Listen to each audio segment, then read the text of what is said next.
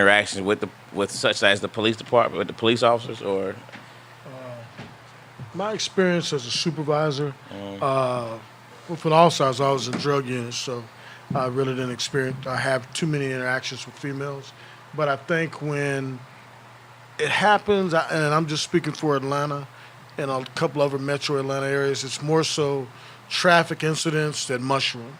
But I don't, not saying it's not good? happening, but statistically in metro Atlanta, it's not going to bear out. It may bear out in other parts of the country, but like I said, in Atlanta, it doesn't, that wouldn't bear out statistically. Right. And that's just by the sheer number of arrests versus negative interactions. When there's a complaint uh, with a female against a officer, male or female, it's typically something doing more with courtesy or something of that nature. It's not normally maltreatment. I think to that regard, with regard to what we see with regard to females being arrested, we see traffic stops at Mushroom, like you said. We also see sexual harassment or exploitation occasionally. And a lot of times, what we don't see, unless you go on like YouTube or Google and search for it specifically, is once the arrest has been made and the things that go on actually in the jail or in the prison, the way women are treated is quite brutal. And a lot of times we don't see that. So even in the case where like Sandra Bland, right, where we see the arrest, we don't see the brutality, but then she dies a couple of days later. Yeah, I remember that Texas. And so State it's like Trooper. whatever else happened behind the scenes. A lot of times we might see women get arrested. We don't see the violent brutality that happens to them on the spot. But then they do seem to suffer a great amount of emotional distress, PTSD, and a lot of other things related to the arrest incident that happened either off camera or behind the scenes. Well, like I said before in other shows, I think a lot of that has to do with what all African Americans carry around, the stress they carry around, and then when they're put into a jail setting, which isn't law enforcement, that's more jailers and sheriffs. But when you look at that, I think it's a stress that comes out with anybody. But when it's an African American, I think it's even greater because of some of the trials and tribulations that we do have to face in America. I think it comes out more when we're arrested, especially a black female. I think also they're treated more poorly when they're arrested than other uh, demographics on a lot of occasions. I think even our people are often harder on us a lot of times than they are on other demographics. So, I would strongly disagree with that. I mean, I'm not an officer, never You have get pulled been. over, you get no shade. You get know what? No shade at all. Nobody's messing with And I think also there's a lack of education with regard to what can be expected of you. people when they're arrested, right? So, one of the things that I did not find out until I was arrested was that once you're arrested, regardless of guilt or innocence, you're no longer treated like a person. You know what I mean? You're treated as a criminal. From the time they decide to put cuffs on you, you are treated as a criminal. You're treated as a number. So all humanity and humanitarian treatment goes out the door out the window. Support all people arrested. That's the negative thing about that. Because once you take arrest, you're down. And as a civilian, we're not even innocent. Civilian arrested, you're thinking, well, these obviously treat me as a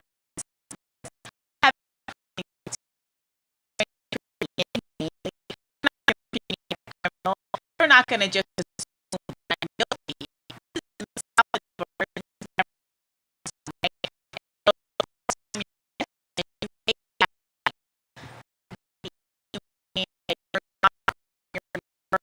part of the system. It, so even addition and a humane for a lot suffer psychologically just from the arrest itself, without even adding on to it the other things that can come with the possibility of being arrested. I'm not gonna touch him. Did I already get too deep? Damn. But it's it's one of those things, and I guess, being, former law enforcement, it's like, put it nicely, play stupid games and win stupid prizes. That's part of being incarcerated. Now, there's no way to desensitize it. It's part of it, because once you're out of law enforcement's hands, you become a number. You're literally going to be treated like a number, because you are a number. As far as that jail concerns, you're inmate 000-1 until you're out of there, because they have to do head counts, and it's more like you become almost like cattle. You're herded one way. They want to make sure the herd remains calm. So if you're interjecting anything that's going to mess up that calmness, then you're going to be separated and placed in a situation where you can be controlled more. Now, that's not saying it's right, but you got to realize you have maybe on a given shift 35 deputies or jailers guarding 500 or more inmates, so that harsh, stand here, do this, they're not going to debate it with you. It's, move your ass over here. It's not going to be, could you please, I know you want to express yourself, but right now you need to sit your ass in that chair over there, okay? And I think a lot of times what happens with any female, not just African American, it's, if you look at on YouTube, it's an endless number of females, period. They don't typically have the same amount of interactions, and females typically, if they aren't treated harshly, so when it comes to being incarcerated, they're like, oh my God, did you can't talk to me that way. You can't do this. I want to talk to somebody before I sit down. It's not debatable anymore. And I'm not saying it's right, so don't beat me up. I'm just saying it's not debatable anymore, because something occurred that got that person in that situation. That doesn't mean they're guilty, but Right. for the safety of all the inmates and the safety of the guards, they have to treat everybody the same way to maintain order. If they sit there and have a 411 with everybody that comes through, an intake, guess what? You may be there 2 months. And, you just can't allow that. That's all I got on. I'm sorry.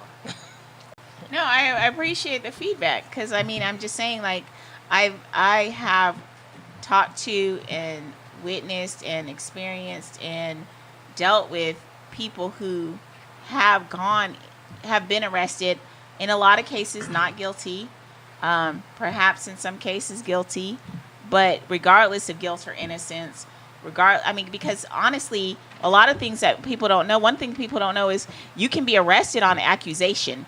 Anybody can say that you've done anything, and that could result in your immediate arrest without you having even been present at the scene of that incident. So there's not like a lot of investigation that goes into making arrests. There's an accusation, there's an arrest, and then immediately there's this treatment of you're a criminal. You know what I mean? Yes. And to go from completely being blindsided, like I didn't do anything wrong, to now you're being treated as a criminal it's a very harsh shift in perspective.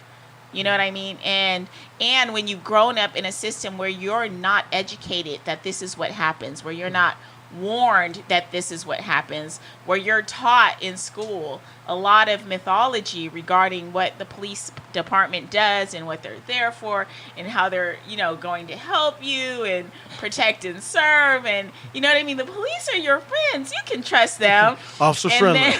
Exactly. So when you grow up with that, thought process and that mentality and that belief, and then you encounter something completely alienated to that, then it's like, wait, what happened to guilty until proven innocent? I didn't even do anything. They didn't even ask me if I was there. You know what I mean? Like, there's all this stuff that's going on in your head of how unfair this system is, which it is.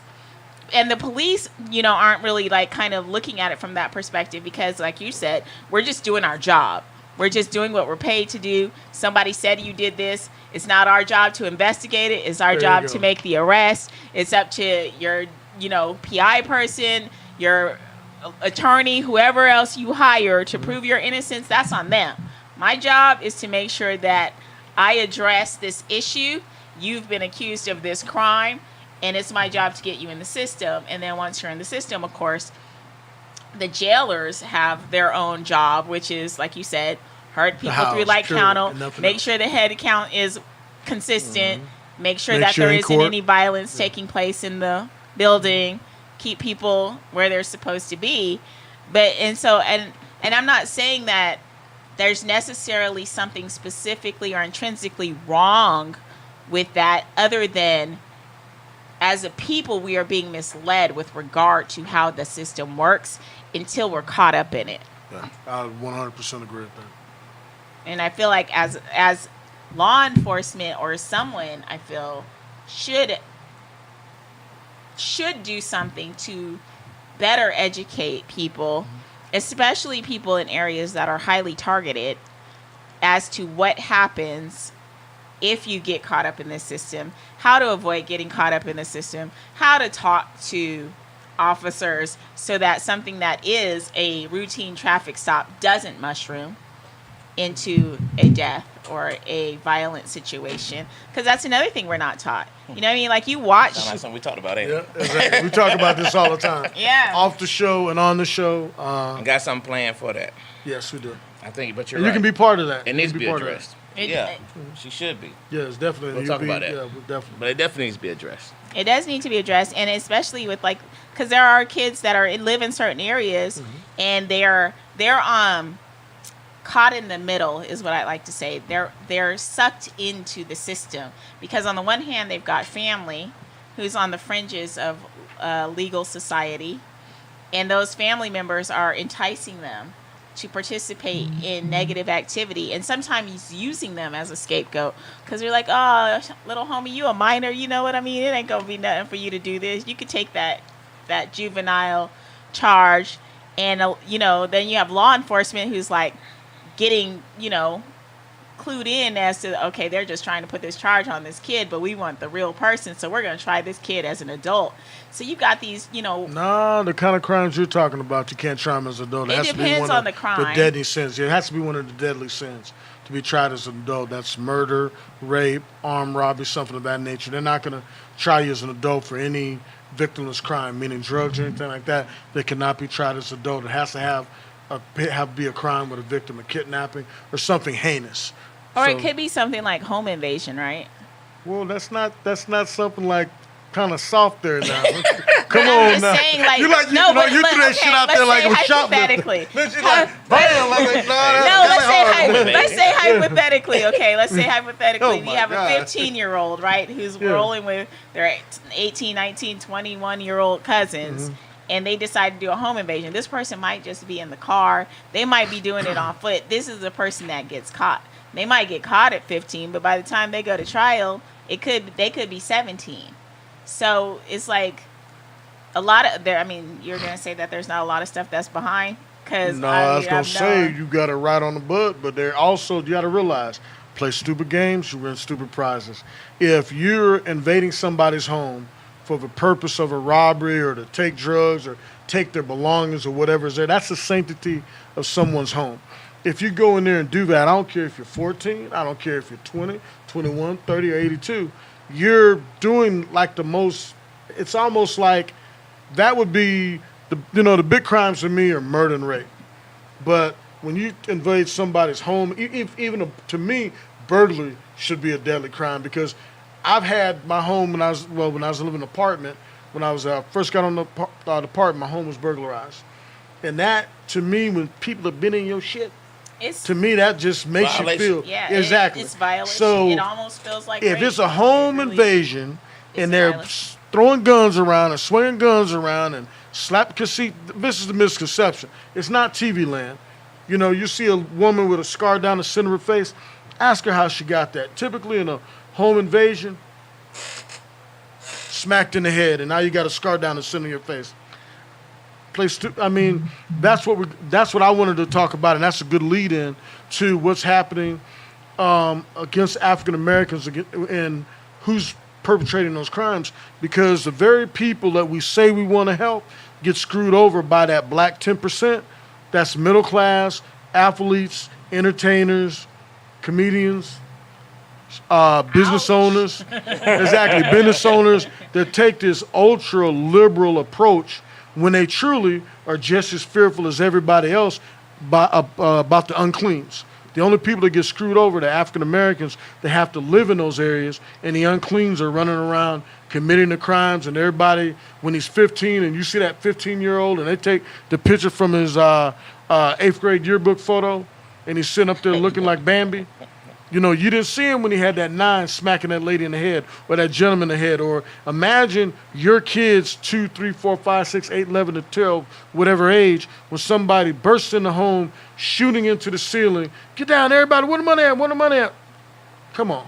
So I can't co-sign on that. No, and that was my point, though, is that these kids are being influenced by people that they love, trust, and care about to do things that they ought not be doing. A lot of times, these kids aren't out there just on their own invading people's homes. In a lot of cases, it's uncle, big cousin who's taking these kids along on the ride and introducing them to some shit that they should never be a part of, and letting them feel like, okay, you can take the rap for it because you're underage. You're not going to get any time, and not realizing that the emotional and psychological impact, regardless of whether it's juvenile or regular jail, that this is going to have on this kid for the rest of their life.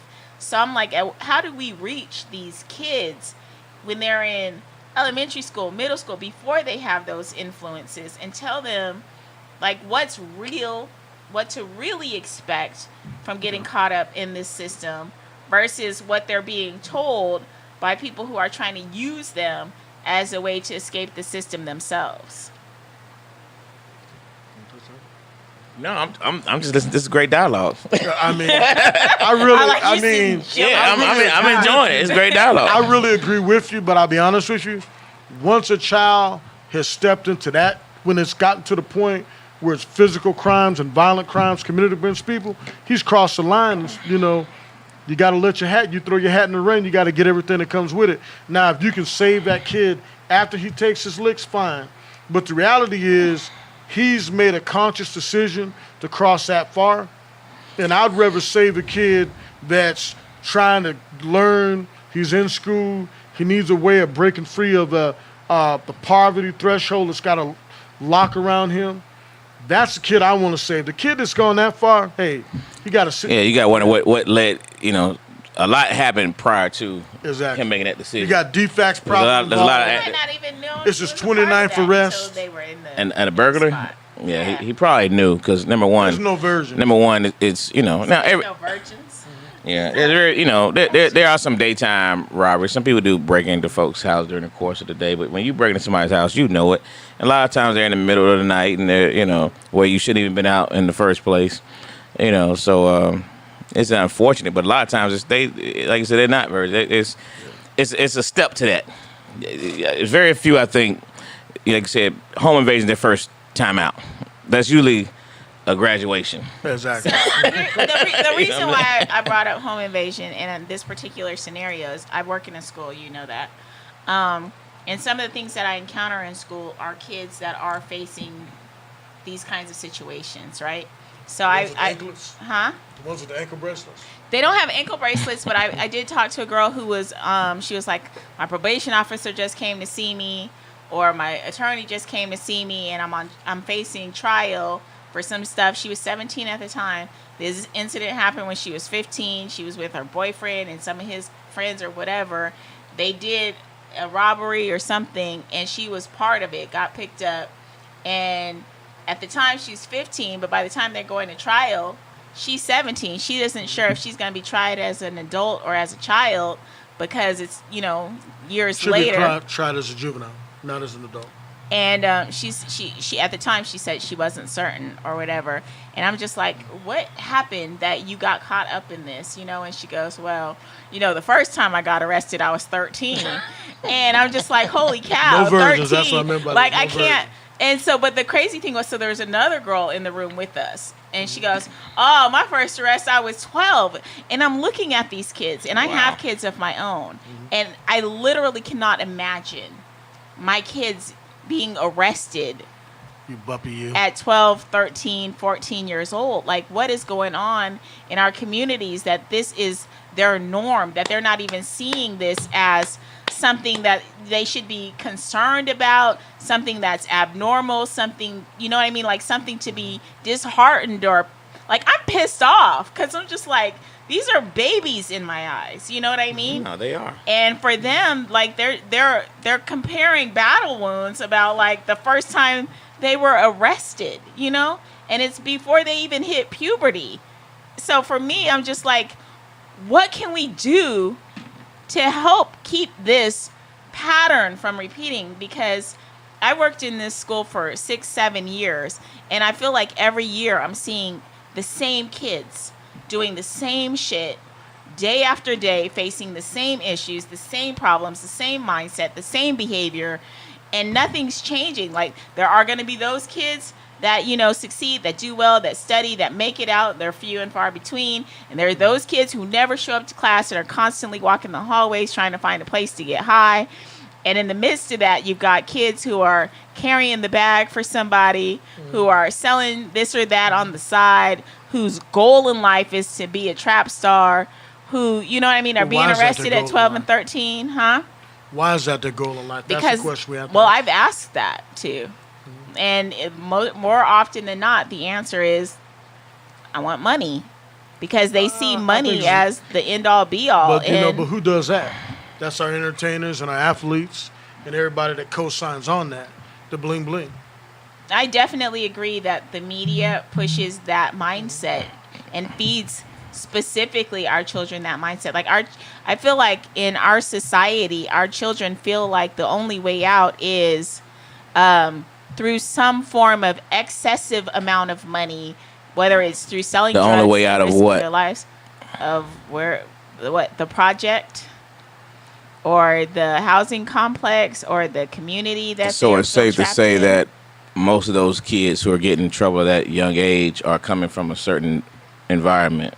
Oh, most definitely. Yeah. Or certainly, Yeah. certainly communities. Well, I yeah. mean, like when we say, what can we do? I mean, you know, those are I think some of the target problems is how do you infiltrate Those communities. Those communities.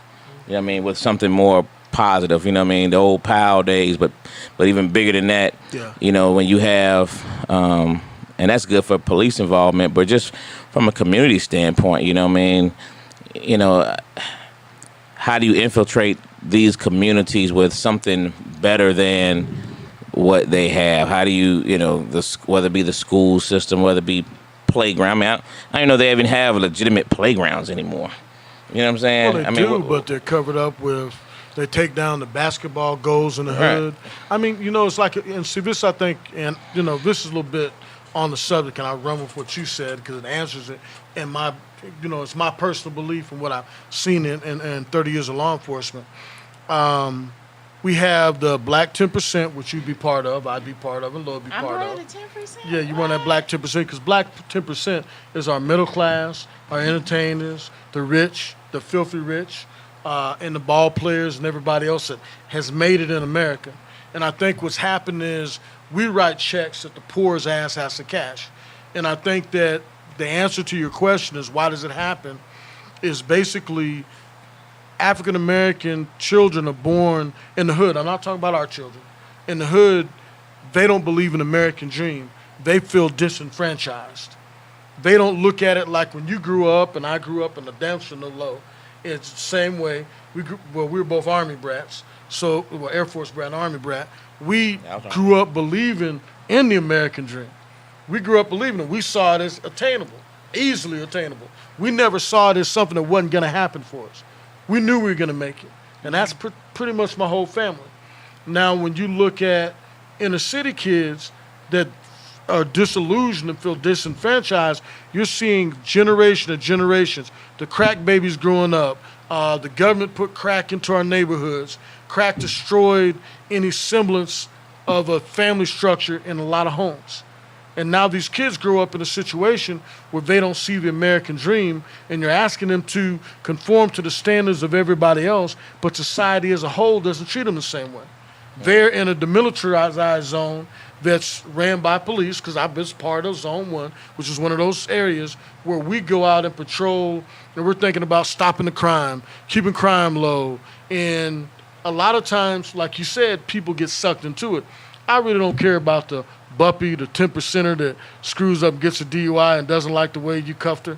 I'm not talking about that. I'm talking about the kids that are exactly probably, and I'm talking about the African American youth that at 10 and 12 are put on a wall and patted down because we've had shootings at Washington High, not knocking Washington, but Washington High School, or on kids on the way, and they're all put on the wall and they're patted down and their nuts are grabbed and the hips and the ankles and everything else. And that kid has to go to school thinking, I'm part of the American dream. Right, and that's It what I'm doesn't saying. happen. That's what I'm It's saying. bullshit. That's psychological abuse to treat a kid like that. You know what I mean? That's psychological abuse. How is that kid supposed to grow up being treated like that, being looked at like that, being militarized, being policed constantly, and believe anything good is positive for them? But what I would say to you, and that's what I think 90% of the African American problem is, the black 10%, because that liberal view that you have, and I love it, but when we voice it and we put it out there, you know who has the right to check? The black kids that want to learn, the black kids that aren't a perp, that aren't gravitating towards crime, the decent kids. They have the right to check, because when you start focusing on why they're being stopped, okay, yeah, is it wrong? I wouldn't say it's wrong. Can it I would say it's wrong. can it impact those kids? Yes, but the root thing isn't the police. It's not the police. It's a government that allows those kids to grow up in a slum, but yet they can give hundreds of millions of dollars to every every African and Asian and every other country, every East European, third world country, India, and every other country, but don't give a shit about African American youth that are born in there. Personally, I don't give a shit about a single country on the continent of Africa until they take care of the black veterans, the black homeless, and the black kids that feel disenfranchised because they're being sucked in. And people want to beat the police officer up for patrolling the demilitarized zone that's quote-unquote not called it, but treated like it, but you're not putting things in these kids' way that can make them think they can win, but you're expecting these kids as a 10-year-old, an 8-year-old, a 12-year-old, a 13-year-old, 14-year-old, a 15-year-old, a 7. Hell, your kids make dumb decisions at 17, but the dumb decision your kid made was to take your car or to, hey, I'm going to stay out a little bit late. That's the decision that, because they see the American dream. Those kids jump into the car with their boyfriend to make this quick lick. You know why? Because they want to look like everybody else and not be ridiculed about some shoes that LeBron and other basketball players are selling. And I'm not knocking LeBron, because LeBron does a lot for our communities too, but it's like we got to quit being two-faced. You can't talk black self-help, but in the same thing, you're promoting the very thing that's destroying our communities. Okay, so you made a comment about the 10% writing a check that the poor can't cash, right? The ass got cash. Or you said they have to cash. They cash it. They have to cash it. But isn't it more of an issue that they can't cash it? Like, because I mean, from the perspective of the donations that people have made or are making, or the money that people are trying to put into those communities, that isn't seeming to help those communities. Like, how do you, if you are like, say, a Jay-Z or a Kanye or a LeBron, and you're putting hundreds of thousands of dollars trying to send it back. LeBron did it right. LeBron got a black school for black males, and they're doing wonderfully. That group. LeBron got it right. And I'm saying a lot of other people have it wrong. And so what is the right way? You know what I mean? Because there are a lot of people who try to give back, who try to put the money in, who try to reach back and help whoever from wherever they came from. And we still, no matter how much money we see going back, we still see the same numbers and groups of people struggling and not seeming to feel any difference. I mean, I think MJ hit that on the head earlier when he said things about how they're giving money to all these other countries, That's but won't. the government. But Yeah. right, but you know, if you want, that's the only way it's gonna be fixed. Truthfully. Are we They- really still depending on our No, government you're no. to fix our Well, issues? what I'm Because saying is they created the issues. Why would they fix them? that's the problem. Here lies the problem. You know what I'm saying? Because if you get these athletes and entertainers to put so much money up, you know, I mean, you know, they do book bag drives and shoe drives. All these are hits. Hit here, hit there. You know what I mean? Feel good story. Feel good. Feel good. 100,000 stories. views. You know what I'm saying?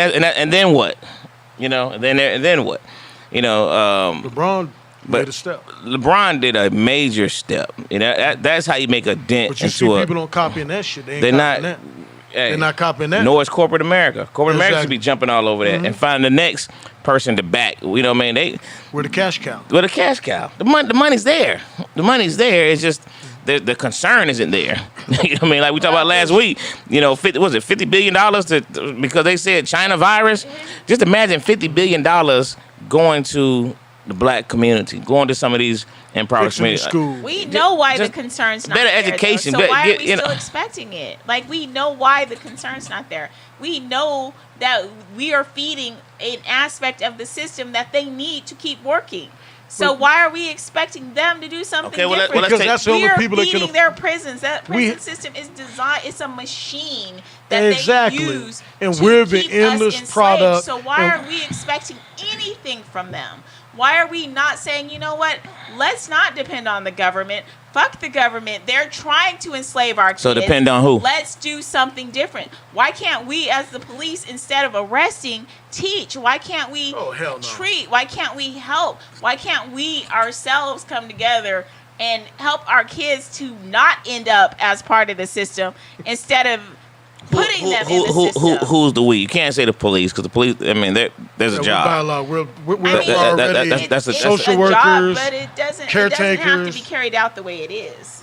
Yes, it does. Yes, it does. You're talking about you have anarchy. I mean, you know, a lot of people say, "Oh, we're gonna police our own neighborhoods." So why haven't you been doing that? Why you need permission to police your own neighborhood? It's already be done. If you're gonna police your own neighborhood, then do it. Okay, let's do it. Because you're. Let's do it now. We're waiting on. We're waiting on permission. You know what I'm saying? Let's go ahead and police it now. That's the problem. That if I'm an OG on the corner, you know what I mean? If I'm a real true OG on the corner, I'm not gonna allow that 12, 13-year-old to get in that car. I'm like, man, no, leave Shorty alone. You know what I mean? You need to go back home. That's policing your neighborhood, but that don't happen. You know what I mean? They see it. These folks in the community, they see it. They know who's doing what. They know it. Why 12, 13-year-olds on the corner? Why they outside at 3 o'clock in the morning? Why? Because there's nothing for them to do. You just said You should be in Yeah, bed at 3 exactly. o'clock in the morning. playgrounds. There's But no- that's the structure, and see, that's why I voted for Obama, and I was so disappointed in that man. The healthcare, he'll be considered one of the greatest presidents ever because socialized medicine is here to stay. They're fighting it, but they know it's here to stay. It's, so he brought us out of that, but he looked out for the LGBT community. He looked out for feminists. But what he didn't say to African Americans was, hey, should get off the pot. We need to police ourselves and improve our communities. Like I said, you're talking very liberal, I might add, beautifully, but liberal as hell. You're welcome. Where you're looking past everything that's right there because you know why? Because that's what happens. You have the black 10% that wants to play God. Oh, this is what they need. We should call them. The police are wrong for arresting them. No, the police are saving the African Americans that stay in those neighborhoods from the uncleans. From the who? Uncleans. You keep using this word. I'm not familiar with the term. I don't use the word nigga. So unclean replaces that. And that's what happens because the best way for African Americans to cleanse our neighborhoods are to start looking at the uncleans as a disease, and we'll call it niggism. And the only cure for that is an education, be it vocational, 4-year college, 2-year college. And if we start looking at it like that, we can change some of the people that have been morphed into uncleans and bring them back to being African Americans, because they're preying on their own people. They're not, well, now they are. That's why Buckhead's getting ready to succeed with their 46% of the Atlanta budget, because of the crime that those uncleans are committing. But we need to look at the damage that it does in our own communities. Those poor kids, and I said this example, I said it on like 4 shows, but prior to the pandemic, if you went to the city of Atlanta at 6:30 in the morning, you knew certain streets, main surface streets, you don't go on. You know why? If you get caught behind a school bus and it pulls up on one of these apartment complexes, literally, it'll be 7 buses that are waiting in one apartment complex. That's how many kids live in that apartment complex. But if you go during the day from 5 o'clock to 12 o'clock during the week, or Saturday, Sunday, and you go to those same neighborhoods, kid you not, and I'll give you a ride along. I'll get you a ride along in Zone 1. You will literally see maybe 10 kids the whole time you ride. I'm not talking if they're in a car or with their parent, but just walking the streets or playing. I'll go by every single playground, and you may not even see a kid. So I used to drive a school bus. Okay, you know exactly what I'm talking about then. And I used to drive Stanton Road.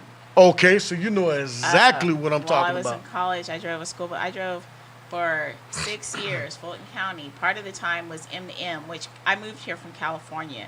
So it shocked me. Okay, now that explains your I know. Everybody does that to me. Whatever. Do not be dismissive just because I'm from California. Valley girl. Okay? Oh, my God. But no, I did move here from California, and it shocked me to know that M to M still existed. That there was, I'm like, this is 2000. There's still minority to majority busing in 2000. Yeah. Like, do you guys realize we're in a new millennium? And in Georgia, it was still like, not only was it still in existence, it was still necessary. There's still so much segregation in Georgia that if in certain communities you will not see white people, and in other communities you that's will our problem. not see black people. What you just said is 90% of our problem.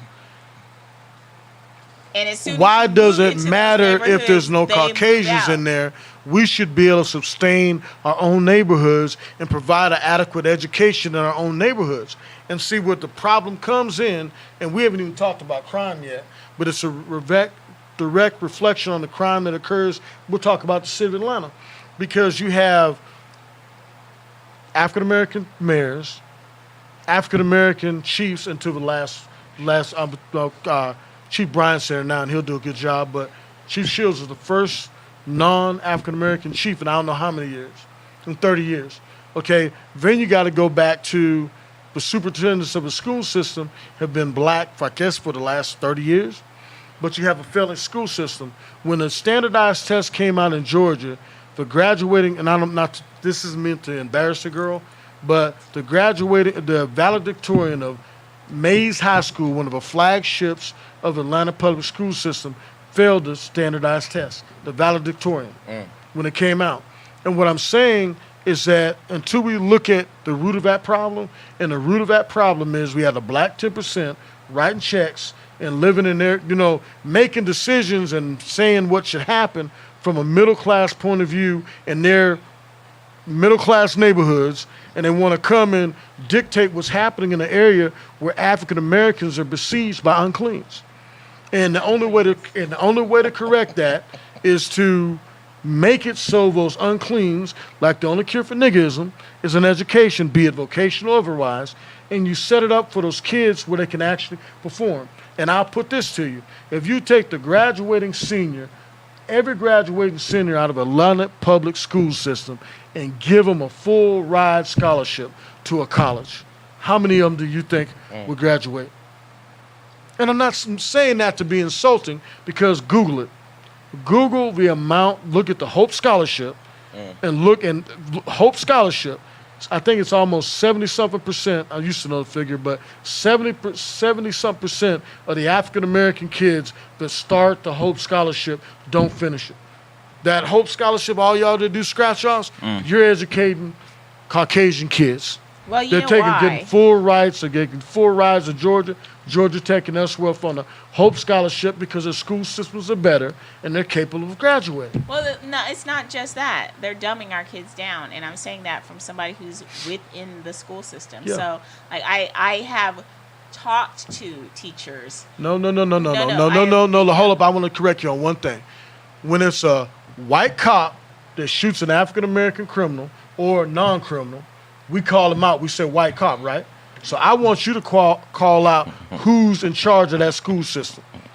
By color, please. I don't know who's in charge of the system. I just know who. Superintendent. What color is the superintendent? I don't know the superintendent of Clayton County.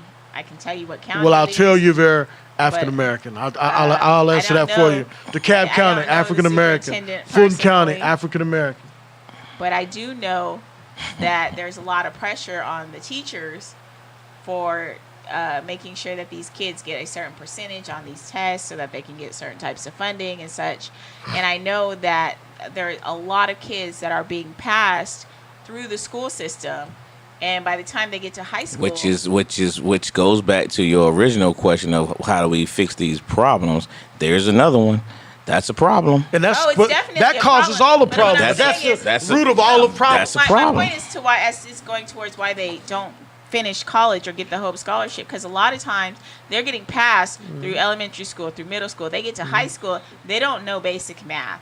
They don't know fractions. They don't know. I asked one kid what's half of 1,000. She's 16. She was like, "How am I supposed to figure that out?" I'm like, "That's basic. Like that, you should know that off the top of your head Exactly. at 16. And if you don't know the answer, you should know how to find it."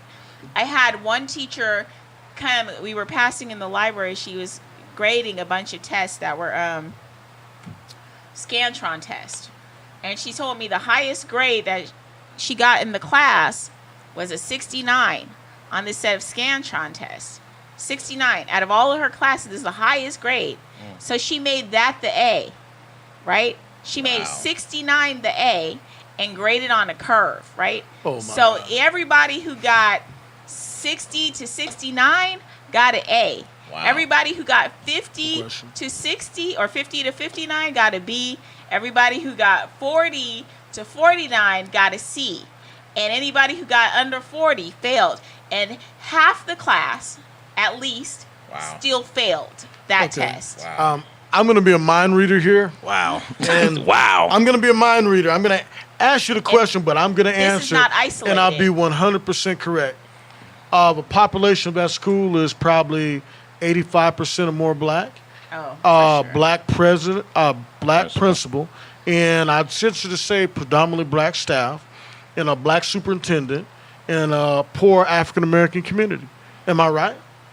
You are, like, you're A mind reader. amazing. Yeah. Oh Well, if my I could take that God. to Vegas, Are you psychic? oh my you said that God. just like Valley Girl. Yeah. And we do know that majority of, and it's an unfortunate situation, but when they shut down all the Atlanta, homes, Bankhead, Herndon, Hollywood, and gave out the vouchers, we know where they all 70% of them went to, right? Oh, yeah, Clayton County. Clayton County. Sure. Clayton County. Clayton County. South Cobb. And that's- actually what happened, because Clayton County, a lot of us who've been here for a lot of years know, used to be a very white county. But And, they were one of the ones who accepted the vouchers, and that's Some where of the they. better school, and one of the better school systems, just like the CAB before she opened the SIFT and released them all. So that's, and the thing about it is, like you were talking about, as far as people giving money back and people speaking on what happens in the communities and the segregation and all of that. And the thing about it is when we black people move into white neighborhoods, the first thing white flight is real. White people get out of those neighborhoods so fast, and they will move to communities where the education system's better, where the housing is cheaper, where there's more of their own. They're getting it for cheap. They're selling it to us for more, and Oh, then yeah. we're running it down in value. And the real sad part about it is that the education system, the school system's funding is based on property taxes, right? So when the higher paid professionals in our communities make enough money to leave, they go buy properties in white neighborhoods, which adds to the funding of the white schools. And so our kids aren't getting the funding. Our kids, I've seen, because like I said, I drove a school bus and I've also worked in the schools. I've seen schools in North Fulton County where it's $900,000 houses and South Fulton County where it's $90,000 houses. This building looks identical. The curriculums are different. The availability of extracurricular activities is different. The field trips are different. The sports available are different. In these schools in North Fulton County, these kids are learning how to play golf, tennis, lacrosse. In the South County schools, all they're having is football, basketball, and track, right? The North County, they have swimming. They get to go on vacations, sometimes overnight, sometimes weekend trips out of the country that are sponsored by a parent of a student who goes there. We don't have that kind of thing that goes on in these communities. Because of black if you're flight. in a You talked about $90,000 white house flight, black community, flight. these people aren't making barely enough to pay their mortgage or they're renting, and they can't afford to support, finance, or help 500 kids go on a trip out of town or up to Well, you've Atlanta answered your own to question. a nice restaurant. You're answering your own No, question. I understand the problem. My question is not what is the problem. My question is how do we fix the problem? Well, I'm radical, and y'all know I'm very far right. But I'm pro-black and far right. And I'll say this. The solution is to be realistic. We've allowed African Americans, educators, it's almost like a fan club for Deltas and Kappas. They all go, yeah, if you can't get a good job, you go to Atlanta Public School System. If you're a Delta, you'll get a job. And basically what happens, they basically are making money, screwing over the underclass and the African American community. Good. And you placate, and I think society as a whole, black society as a whole, wants to placate the uncleans, but we don't care about the unheard voice, and that's the voice of the poor African American. You know, we want to chase every police shooting, and don't get me wrong, they happen. Police brutality exists, but more African American kids are destroyed by substandard school systems who are run by African Americans with black mayors and a black constituents that are ignored into its election time. Now let me ask you something. Do you feel like that's about the funding though? What is the cause of that? Ignorance. No, I don't even think it's ignorance because those are that black 10%. No, I think the it's black making- 10%. What is it? What? They've Black- made a you're talking career. about If the you black look at 10%, Kilpatrick in Detroit, It's the 90% and you look that are everywhere else. voting, and that's ignorance because they No, don't because know what they're happens voting for, is what they're voting on, or every- what to expect from the people. Every that they're African voting for. American leader has to depend on the underclass vote. So they're not going to do any harsh treatment or harsh actions because they got to placate that underclass. If they do what's necessary, what could fix the system real quick is bring back vocational schools. Because if anybody, which I've had to do recently, pay for a plumber, I got a carpenter out there, and I go black when I do that. And the cost is whoa. And if you had, if you push kids, black people because them niggas don't show up. no, but I mean, yeah, but that's part of it. But I would rather go black and have that on my conscience doing the right thing than to not go black. And I mean, face it, there's 70-some% of the population. They look out for each other. We need to shop black, build black, but we also need to put people in positions because like the guy that did laid my bricks, Black Brick Mason, he said, I tried to hire my children, they're all college educated. Once he couldn't force them anymore, they didn't want to work it. The cousins are too lazy. And when you go down to the work pool, most of those are addicts. So then the ones you can hire to do that job are either Caucasians or the Hispanics that are in the labor pools or standing outside Home Depot, you train them up, you get them right, boom. But as soon as you train them and he teaches them, guess what they do? They get their own company and start their own company. So what I'm saying is we need to quit letting the 10%, those uppity ass Negroes that run the school systems, the black leaders need to step the fuck up and quit pandering for votes and go ahead, call us out on what our issues are, fix the system, bring back vocational schools, because if you bring back vocational schools and that kid can do something that he can see tangible at the end of a rainbow, you'll have a skill where you'll be getting paid $17, $20 at 21 years old, 18 years old, or go into a system that continuously puts out black kids that can't perform on standardized tests.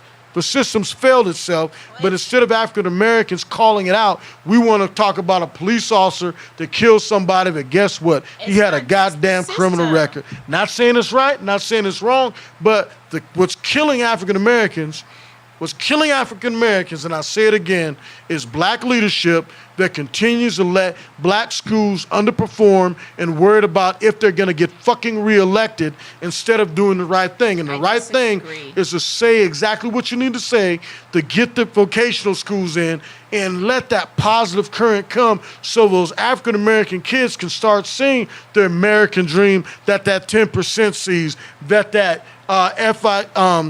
FAMU grad that's in the public school system as a teacher. But all those people recognize the American dream, but they're purposely letting a school system that constantly underperforms, but nobody's correcting it. And I don't care what's happening in Caucasian communities. I'm talking about African American communities. If we don't fix that, the number of black youths that are continuing that commercial jail system, which we don't get that funding other than Jordan, from the commercialized jails, those jails are getting filled by those same African American youth that African American leaders are failing in inner city schools. The crime rates, and we can talk about stats a little bit. The crime stats in Atlanta, if you look at 1999 in Atlanta, there was 99 homicides. 2020, the year of unrest, 159 homicides, with some still open. They can't determine where, but 159. When I left in 2018, July 18th in 2020, there was 70-something homicides. By that year end, there was 150-something. But you had no black leader crawling out. Nobody saying, hey, look, we're killing each other. You look at Chicago year after year. You look at Cleveland. You look at Baltimore. And see, the thing I hate, we're going to have a caller call in, and they're going to say, well, what about the white mass shooters? What about the white mass shooters? Come on. Nobody here black owns a gun, and everybody here, do you own a gun? Question, you own a gun? Do you own a gun? Exactly, she owns a gun. You own a gun. Of course. Hello? Why did you purchase a gun? I know you purchased a gun. You were worried about that white guy killing you, weren't you? You were worried about when you leave here counting all that money on the county club, you was worried about that white guy robbing you, right? I can't say that. No, just answer that. Yes or no? No, of course not. So why did you buy that gun? You know, I've always had a gun, so that's not really a good question for me. But you know, even before the business, I always had a gun, but for protection. And if you think you use that gun, if you had to put $1 million bet on something, your whole club on something, if you had to use that gun, do you think you're going to be using it against an African American or a Caucasian? I mean, I hate to answer that question because we already know the answer. No, but I want you to answer it. I mean, I'm unfortunate African American. Exactly. That's for you maybe, but I don't feel like I would have to use my. Okay, Valley girl. No, but I'm saying that to say because my interaction with black people and my experiences have been such that I don't feel unprotected. So basically, the burglary you're talking about, the young lady, they were what color again? Oh, they were black. Right. So in the home invasion. The home invasion. So I mean, you know. I mean, black people. People rob their own communities. Let me put it that way. White people rob people. No, black people rob. Black people rob. Black people rob all Innocent people robbing. I worked Buckhead for years, and there were quite a few home invasions, and the rest we made, they were very seldom white. Just being honest. They were seldom white. You said? Very seldom. Okay. That's Okay, not okay. I'll help you out on this. Up until I can't speak on any other year, but if you go from 2020 back in Atlanta, how many white perpetrators killed African Americans do you think? Are we including cops? But see, now you're putting it. Okay, just asking. okay. Include cops. I don't know the statistics. I just want to throw Just that take a guess. We'll just take a guess. How many white perpetrators killed African Americans? And we average over 100 homicides a year. How many going back? How many years? Going back 10 years. I would say 50%. Whites killing blacks.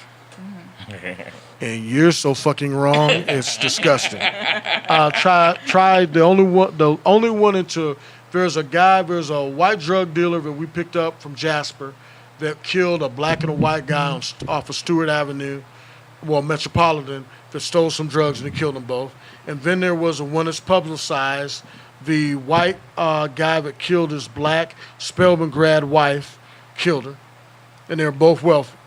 Other than that, it's all black on black crime. And before the callers start chiming in, I'm not saying this to say, oh, don't worry about no black. No, we do need police reform. But to have black American, African American reform, we need to recognize and go to the root factor. The root factor why African American youth are so bad. The reason why there's a 68 to 70% increase on ag assault and homicides, in the birth rate, 78% of black children are born, or 70-some% of African American children are born in single family households. So I say this to say, until we identify the fact what's going wrong, we can't correct it. And what's going wrong, and I'm not talking about white people, so please don't come in and say white people do it too. What's going to correct us is that we go back to the drawing board, bring back vocational school so these kids can get a foothold in American society, which they have to function in and have a very real skill. Most vocations, yes, there is vocational education. However, most vocations are something that are passed down from father to son. Like traditionally, when people took on vocations, they did what their parents did or what somebody in the family did. If your dad was a plumber, you became a plumber. If your dad was an electrician, you became an electrician. Like you learned that trade because you kind of grew up in it. So you were already somewhat pre-educated with regard to this trade. And then when it was offered as a vocation, you might have went in it for the certification, but you already knew the trade because that was the trade of your family. You know what I mean? Like and one of the problems is we don't have fathers in these households who have trades that they're passing down to their sons or their children. So based on that, wouldn't it be awesome to have that still introduction? You don't think? Go ahead. I'm saying that is true. Two, we're also have a society right now that hyper promotes certain occupations to our youth, such as rapping, sports, things like that, where our kids don't even see things like plumbing and electrician as a viable income. They don't even see that as something they potentially They don't see that as something they potentially want to do because in their mind, there's not any profit in it. There's not any livelihood in it. They don't understand the benefits of it. They don't understand how it's going to provide them the quote-unquote lifestyle that they've seen on TV. So when I talk to these kids, and one of the main questions I ask the majority of the kids that I talk to is, what do you want to be when you grow up? And the kids that I talk to, it's almost always, I want to be a rapper. I want to be a drug dealer. I want to be a ball player. I had one kid tell me he wanted to go to jail, and he was only 4. And I was just like, whoa, that broke my heart. I was expecting I guess to see his dad meet his daddy. Superman, Batman, something. He was like, I want to go to jail. And I was like, what? And he said it again. And I was like, is your dad in jail? He was like, yeah. I was like, so you want to see your dad? And he goes, yeah. And I was like, well, baby, your dad doesn't want to be there. Maybe you should strive to be like a lawyer, an attorney, something where you can get your dad out. That's where you're messing up. That's where you're messing Why up. is that That's messed where up? you're messing up. And I This didn't kid mean to is cut you poor. off, but that's the issue I have with the black 10%. They're writing and painting a picture on what they would see their kid being brought up by and making it successful. You're talking No, what I to told a him kid is that you lives could in the get your hood. dad, potentially get your dad out No, of jail. that's what you're telling and me. he That's can just like telling- be here on the outside with you. He doesn't want to be in there. Be the person that gets him out. Don't be the It's, person but trying you're to go blowing in there smoke with up a him. kid's ass. No, because that is a You're possibility. talking about, no, it's not. Why not? That's what's why hurting are you us. telling these That's what's 4-year-old hurting kids us. they can't be a That's lawyer what's hurting or an us. attorney? That's You know not why? hurting us. Because his mom can't spell cat if you spot her the C and the T, and his dad's in jail. Okay, that's what the black 10% is fucking over African American youth, because they keep on writing a formula that works for youth that are part of that 10%. When you're black middle class and you've moved, where do you live, Layla? Where do you live? Exactly. Douglasville. Or where Douglasville, or in Henry where I live, or wherever you live. And so my point is That's simple. where I live. Exactly. My point is simply this, that we keep on writing checks that are making them hold the check for that liberal ass pie in the sky metrosexual attitude It's not. towards. Why are you telling these kids it's not possible? Because when your school system is failing and you had black people just about 8 years ago if that you- get caught in a cheating scandal that raped the minds of all those If you're kids. if you're in a school system where you have to do the curve at 69, that's Exactly. So change That's- was possible. Don't that- tell that- that kid But it's don't not sell them possible. a dream. No, you know No, what'll be you good change what's if you possible. sit that kid down and say, talk to him about vocational schools. Talk to him about the That's military. not gonna help him see his daddy. He doesn't. Well, at that point, you know what's gonna help him see his daddy is his daddy get out. But maybe he can have a job when the daddy get out. Exactly, but you He got to can look learn at something, it realistically. when dad gets If out. his dad's a criminal, Realistic? Are you kidding me? I don't believe in realism. exactly, you're definitely from the valley. Wow. That Not in sounded an insulting very way, not in an insulting exposed. way. That sounded Not very in an insulting way. So MJ, you, and by the way, Nothing with good ever with came out of the being realistic. plumbers and stuff you got going, we need some concrete, man. Concrete specialist, my man Carmichael Kemp, man. Give him a call. He be doing some awesome work. But with that being said, That was a Take- nice plug. wasn't that a nice plug? My man Kemp, he's a great follower of the show, man, and a Say great dude, great kids. But I don't have the name offhand, but concrete specialist. Hey, hit me up. Go ahead and put it in there. DM me. Yeah. He do some amazing work. But going to the stats, man. Let's talk some stats now. Now that because we've hit on some great targets. Okay. But let's talk about the stats that come from unfortunately some of these other unfortunate circumstances. There's I think it's 68% increase in homicides in Atlanta from last year to this year. The upward swing, ag assaults are 70-something% increase. And where it affects African American that are living in those communities is now. And see, people don't look at it because all these buppies and yuppies who live outside the city of Atlanta and all that black 10% that live outside. Well, I know both of them kind of somewhat cover you. But when those people Springs are Lives out Matter, too. and they're writing decisions that affect African American youth, 46% of a city's gross income is going to be lost if Buckhead leaves. Now, this ain't me making it up. Buckhead is citing the increase in crime. Now, is that going to affect you? And where do you live now? In what neighborhood? Douglasville and that gated community? Or you or me and my little estate in the country? No, it's not going to affect us. But you know who it's going to affect? If 46% of a city of Atlanta's income goes to another city, they make their Unincorporated. Buckhead makes their own city, that's 46%. Now, where do you think that's going to be hit? An already failing school system. Well, North Atlanta will probably be absorbed by the Buckhead. Sure. And then you got Grady, who's going to keep on being every Atlanta public school teacher's kid and every government official's kid, sending their kids to Grady. Well, I bet you the police officers don't lose funding. The jails Well, probably they can't, won't but lose you got to funding. look at. You can't.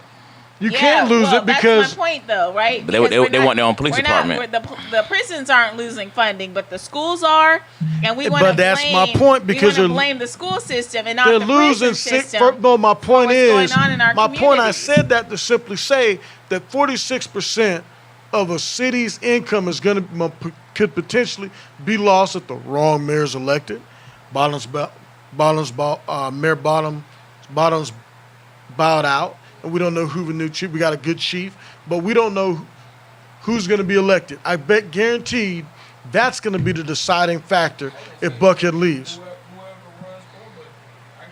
But see, where the issue is that we're not looking at is that the Atlanta public school system has been failing for years. You had a scandal involving the superintendent that was falsifying documents to get the passing grade to hit bonuses. People want that. Hey, that's all it was.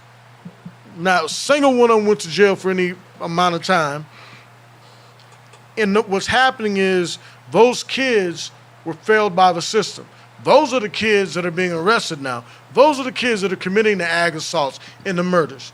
So the only way to fix that is to bring back, in my opinion, bring back vocational schools, start teaching for the ASFAB so the kids can make it into their military. A lot of people don't realize that the entry score in the ASFAB increased to the point that a lot of African-American kids want to go in the military. They take their ass down there, but they fail the ASFAB and they can't get in.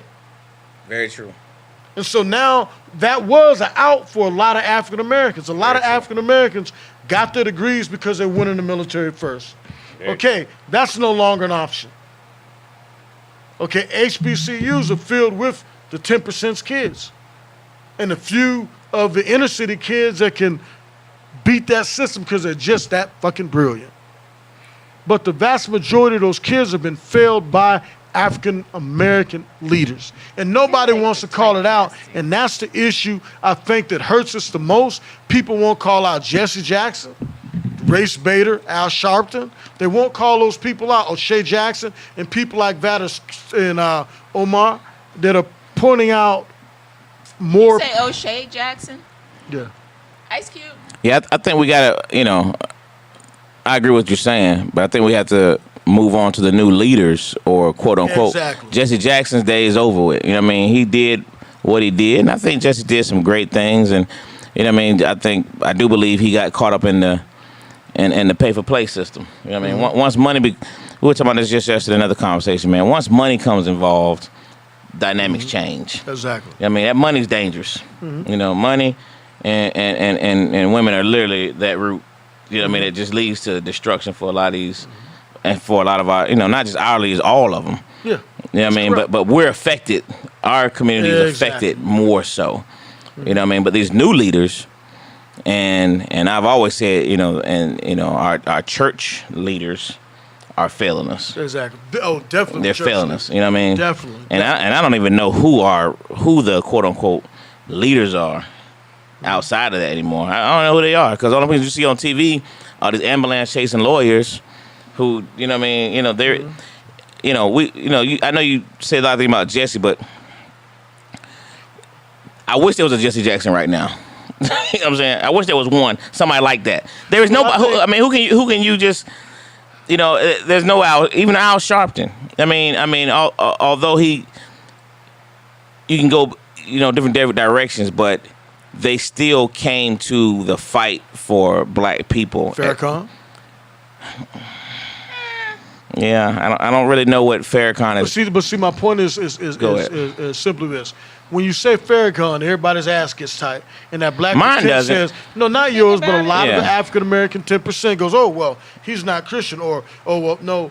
I'm saying if you listen to Farrakhan, his blueprint for the African American community. I'm not talking about his white devils and all that talk, but if you look at the positive talk he talks about the African American family, he says the same thing I said. Absolutely. Okay, and he's about holding us accountable for our own actions. That's what I'm talking about. I would just like to. But I still think even they still went to a pay for play thing. You guys are talking about black male leaders stepping up at a time when black men aren't stepping up even as parents, right? So you're asking men who aren't even stepping up to support and parent their own kids to take the lead of a community. Like, I mean, you're the one who just gave us the statistics. 78% of kids are being born into single parent households that aren't being fully supported by both parents. So these are the same people who can't keep a household together that you're asking to lead a community. Like, and then you're separating these 78% here, these 10% here that are so liberal they don't give two farts about what's going on in these communities. They care, other but than they're to throw looking. back They're some money. But so who does that leave to actually step up and lead? I think How many ministers and preachers do we have? What I percentage don't. would But you see, call I think. that? I mean, I don't even think that's what Where we're are you gonna. expecting this leadership to come from? I'll answer when that. We I'll can't answer get that. these men to even step up and lead their homes. I'll answer that. I left on July the 18th, 2020. I was over the arrest teams, and I was at Ground Zero at CNN when the riot started. And I sat up there and listened and talked to AU Center kids and youth that weren't involved in a riot, and that was outsiders. But I listened to them, and those kids were passionate. They're educated. They truly believe, and they see what's wrong. They see Jesse Jackson for who he is. They see the different black governments for who they are. And I think there's going to be leaders born from this. And I think if we take some of the focus off, always wanting to sacrifice law enforcement, because what's happening in America, we've attacked law enforcement. What we've lost sight of, the endless supply that's being made by a system that's failed the very people it's supposed to protect, the very people it's supposed to serve, the very government that's supposed You to. didn't fail them. Those white people are very protected, very served. I'm talking That's about who it no. was supposed- No. that's I'm what totally the different system about was that. No. supposed to protect and serve. African Americans made this motherfucker. We fought in every major conflict in United States That's history. just the African American Okay. delusion. No, That no, because we we okay. fought that Slave. we No, my deserve point a is simply word this. of No, I'm freedom. saying that we built. The America was built on the backs of Yes, slaves. it was. Okay, so with that, with serving, with the money we put into the system every single year, we should stop asking and demanding our leaders fix it so we educate ourselves. Jews do it. If a school system's failing, they may have a school of 25, but they're 25 kids that are going to that school.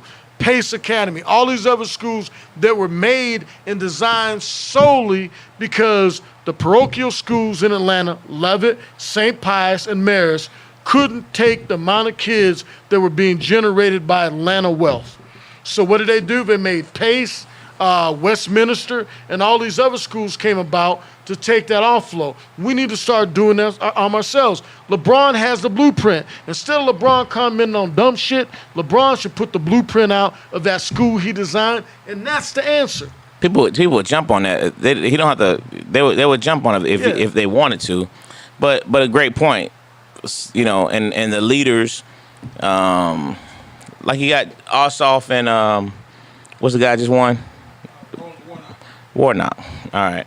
So I saw on the news the other day that they got Morris Brown accreditation. That's awesome. You know what I mean? They got their accreditation back, and those guys made a great effort towards it. Now the question is, you know, and I don't know the answer. I don't know if it's happened or not, but whatever bill that went in place to get that $50 billion, you know, where are black leaders at, the elected officials, to say, lobbying for, you know, those type things for our communities? Where the hell is because you're $50 saying, million? oh, you're expecting the government to do it. Well, yeah, in certain aspects you are, because you voted for them. You know what I mean? And why are you voting for people you that you know aren't helping us? Well, it's not a matter of not helping us. It's a matter of putting the pressure on. And that's where those quote-unquote black leaders are supposed to step in to push those quote-unquote elected officials to push for certain things. The thing about because it if they can, they got a Morris Brown accreditation. That's phenomenal. It's been a long time coming. Yeah, now let's trigger that. Frank Now let's Ski trigger that tried to money. get it, and they wouldn't take the money from Frank Ski because he wanted to put his name on the bill. The problem Now is, let's trigger. it's That's not crazy. it's not who's in office and who's the leader and who's the problem is the policies. And unless we're getting the policies changed, That's nothing my else that's my matters, point so. though. No, see, well, That's we're my looking- point, though. That's that That- black 10%. You're looking for a government that has continued to fail us to beat a bailout. No, that's what you're looking No, for. no. What I said, black leaders need to deal with the money that they can control. The Atlanta City budget.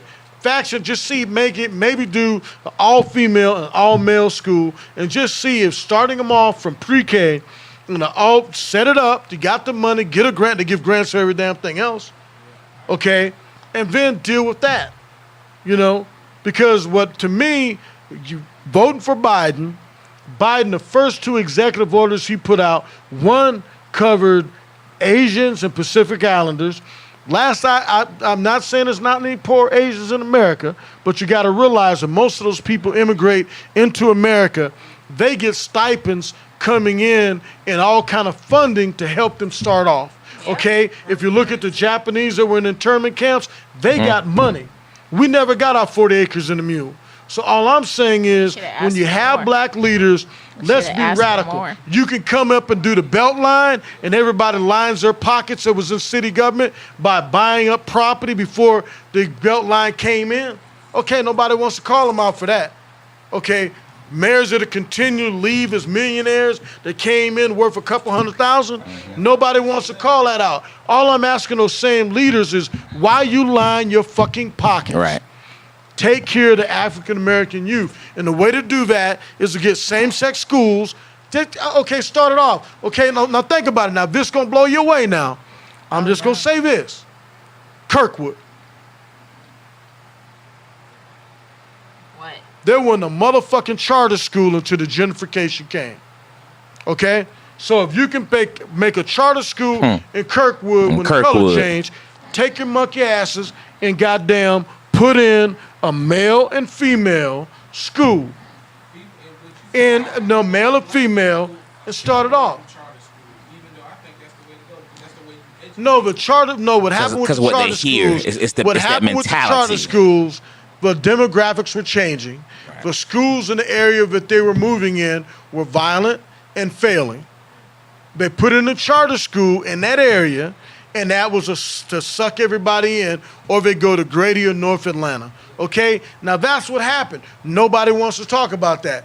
Why not do a charter school, see if it works? Male, female, African American. Okay, look at, when you do a charter school, look at not East Atlanta, Carver. Carver, those kids go all over the world and excel. You know why? Because they put in a system from pre-K and those kids excel in it. But you know what stops them? They're also housed with the uncleans. Okay? So a charter school is pretty much in there surrounded by uncleans and decent black kids that aren't getting the opportunities. But they always got to have some obstacle. Instead of just making it, damn it, we're setting up a male and female school. Let's see how that goes and fund it and start a charter school, have Atlanta Area Check, have an outreach program where from 9th grade, bust True them in, statement, Kevin. expand it, where they can come in and go to Atlanta Area Tech and learn skills and have a pipeline for it. Because what happens is you have the Hope Scholarship and the black kids are fucking flunking out the goddamn school from the Cab, Clayton, and Fulton, and nobody wants to spoke. Everybody doesn't want to know why? Because of the tax that black 10%. It attacks those Delta, Kappas, Omegas. And but they're not necessarily. I feel like I'm in that camp. They're not. All of them not necessarily failing out. It's the requirement is significantly higher. What is it? Maintenance or what? It's 80 something. It's a high. Okay, but my point is, it's a high grade. I don't remember what it is, but yes, 3 point something. But to see, You know what I mean, 3 points. Not even 3.0. It's 3 point. Is that it's over. Yeah, but So to the see requirement is It's so much 3 higher. But see, my point is simply this: if you look at the African American kids that don't flunk out in it, look at what schools and systems they go to. I know, Cobb County. But Chapel Hill, my point is Chapel Hill and, the Douglas. unfortunate part of that lottery money Yeah. is that the requirement requires something higher. You know what I mean? And it doesn't Exactly. give and it immediately takes them out I I mean, so agree. now I lost my money. Now what do I? You know what I mean? But the that greatest requirement thing- shouldn't be as stringent, and they should give some okay. kind of leeway based on the community that kid comes from. But you also got to look at it like this. That's No, kind of you like can't lower that's the kind of like a standards. fail That's not safe. necessarily lowering your standards, but you have to. But But you see, if you don't deal with, you gotta bringing- give them it's opportunity. You gotta give them opportunity. But my point You know what I is, mean? You gotta give 'em opportunity, my especially after point the is freshman you gotta be year. I mean, realistic. that's a big jump. You can't It's a big change jump. it. If a kid can't spell cat, if you spot him a C and a T, and you're expecting that kid to go to college, that's a pipe dream. But what you can do, that same kid, start him off in pre-K in an all-male, Hold all-female up, school.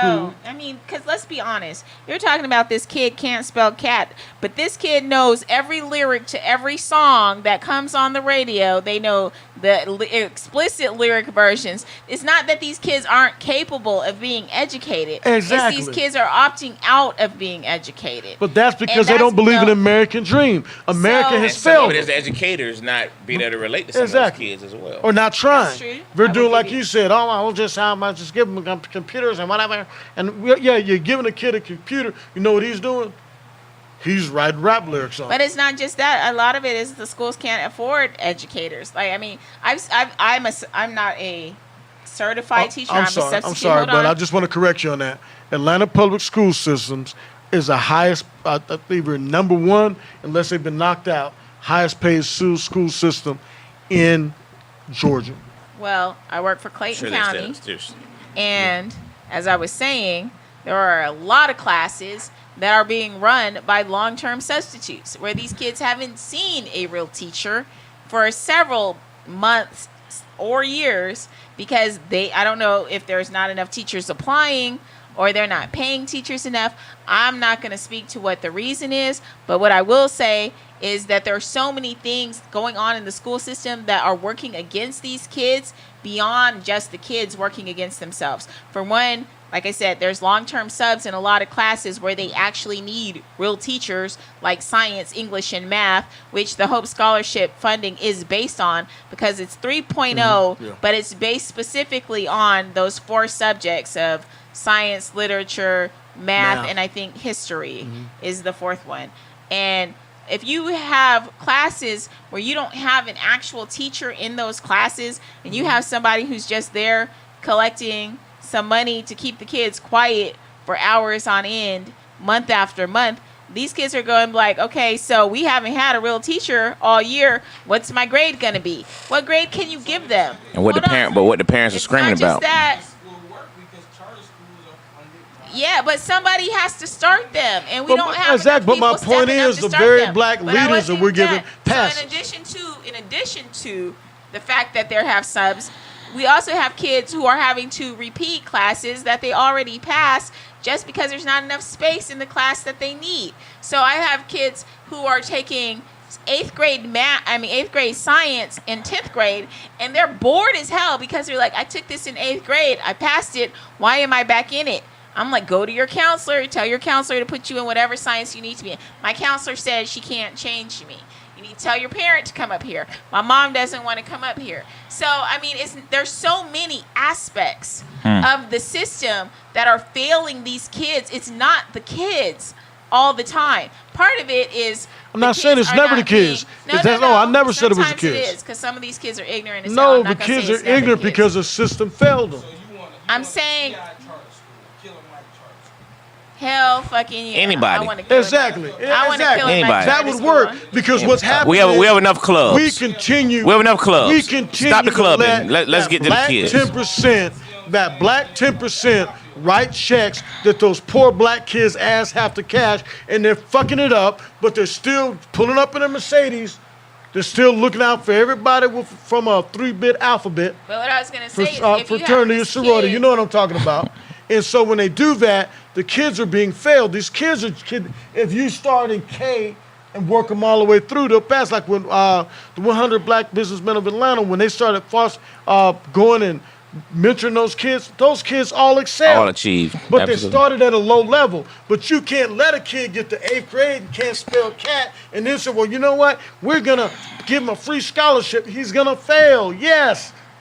He's not educated enough to pass. No, but you can take a group of 8th graders and start educating them It so doesn't that they work. can It spell doesn't work. cat. You can't so pick that they catch up, can, because if where do you you learn to impress add? upon them the Kindergarten importance and to first their grade. life of what it means to learn how to read, of what it means to learn how to do math, because a lot of it is just they You're don't talking know. about a kid, like they you don't know said, how it's going his to benefit parents them. are pushing rap and watching And I be an get athlete. that, but as a person who's worked in the school system, I will talk to these kids and I'll be like, okay, I'm working on algebra today, because like I said, I'm in a lot of different positions. These kids are like, I don't need to know that. I'm not going to use math in the real world. I'm not going to use algebra. I already know how to add and subtract. I'm like, what do you mean you're not going to use algebra? This is how your interest payments are calculated. If you ever want to own anything in life, if you want to own a house, if you want to own a car, if you want to own anything of value that you have to finance, algebra means how much your monthly payment is based on.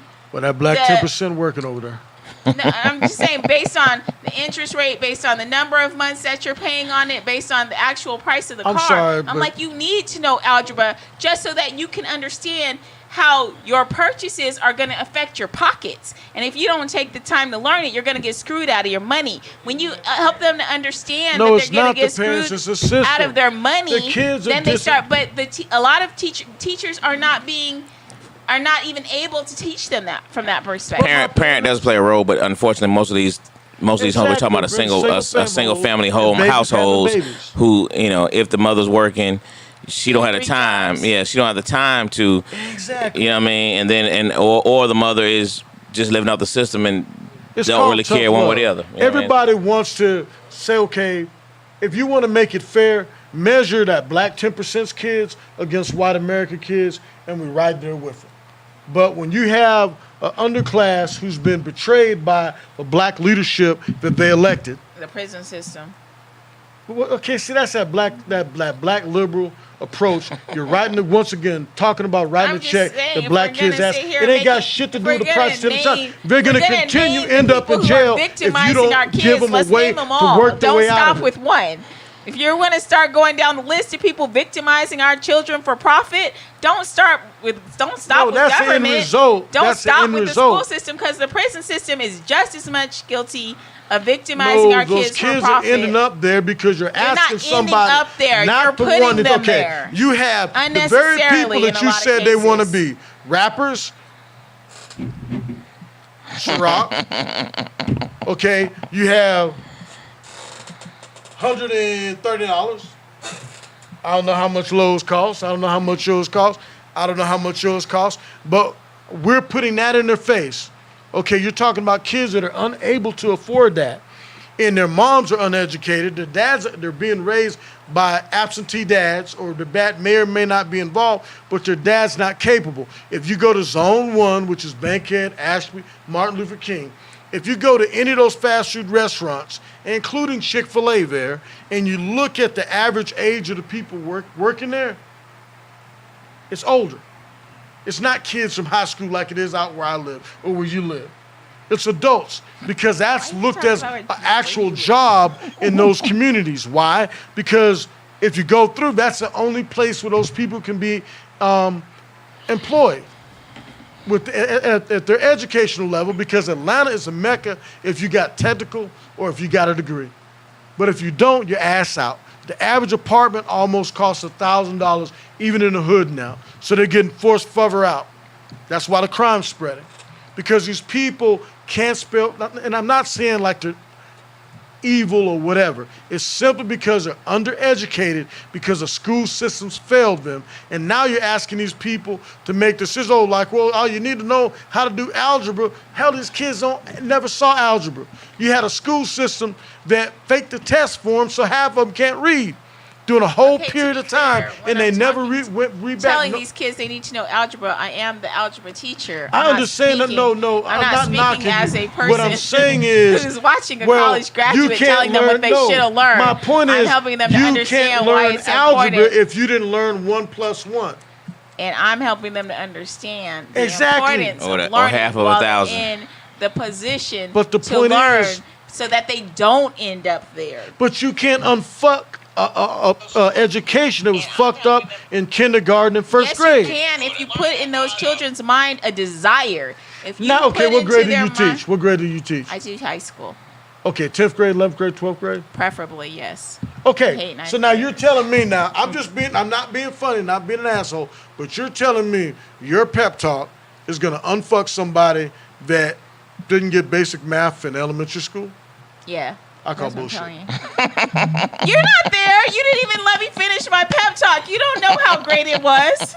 Oh, it would work where you live, and it would work where he lives and work where I live. But No, where they I've live is given not. pep talks that have changed lives, okay? You have no idea my skill set.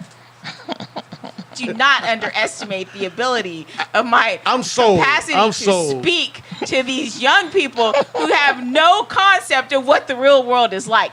I tell them, I take them to ground zero and build them up after I break them all the way the fuck down. Okay, that's what I do. So you and reteach that's what I'm good at. their junior year, you reteach. No, I don't do any of that. Elementary. I inspire them to want more for themselves that they previously wanted or even knew was possible. That's what I do. But imagine if you had that plus the vocational schools, you know what I mean, to direct some of them to.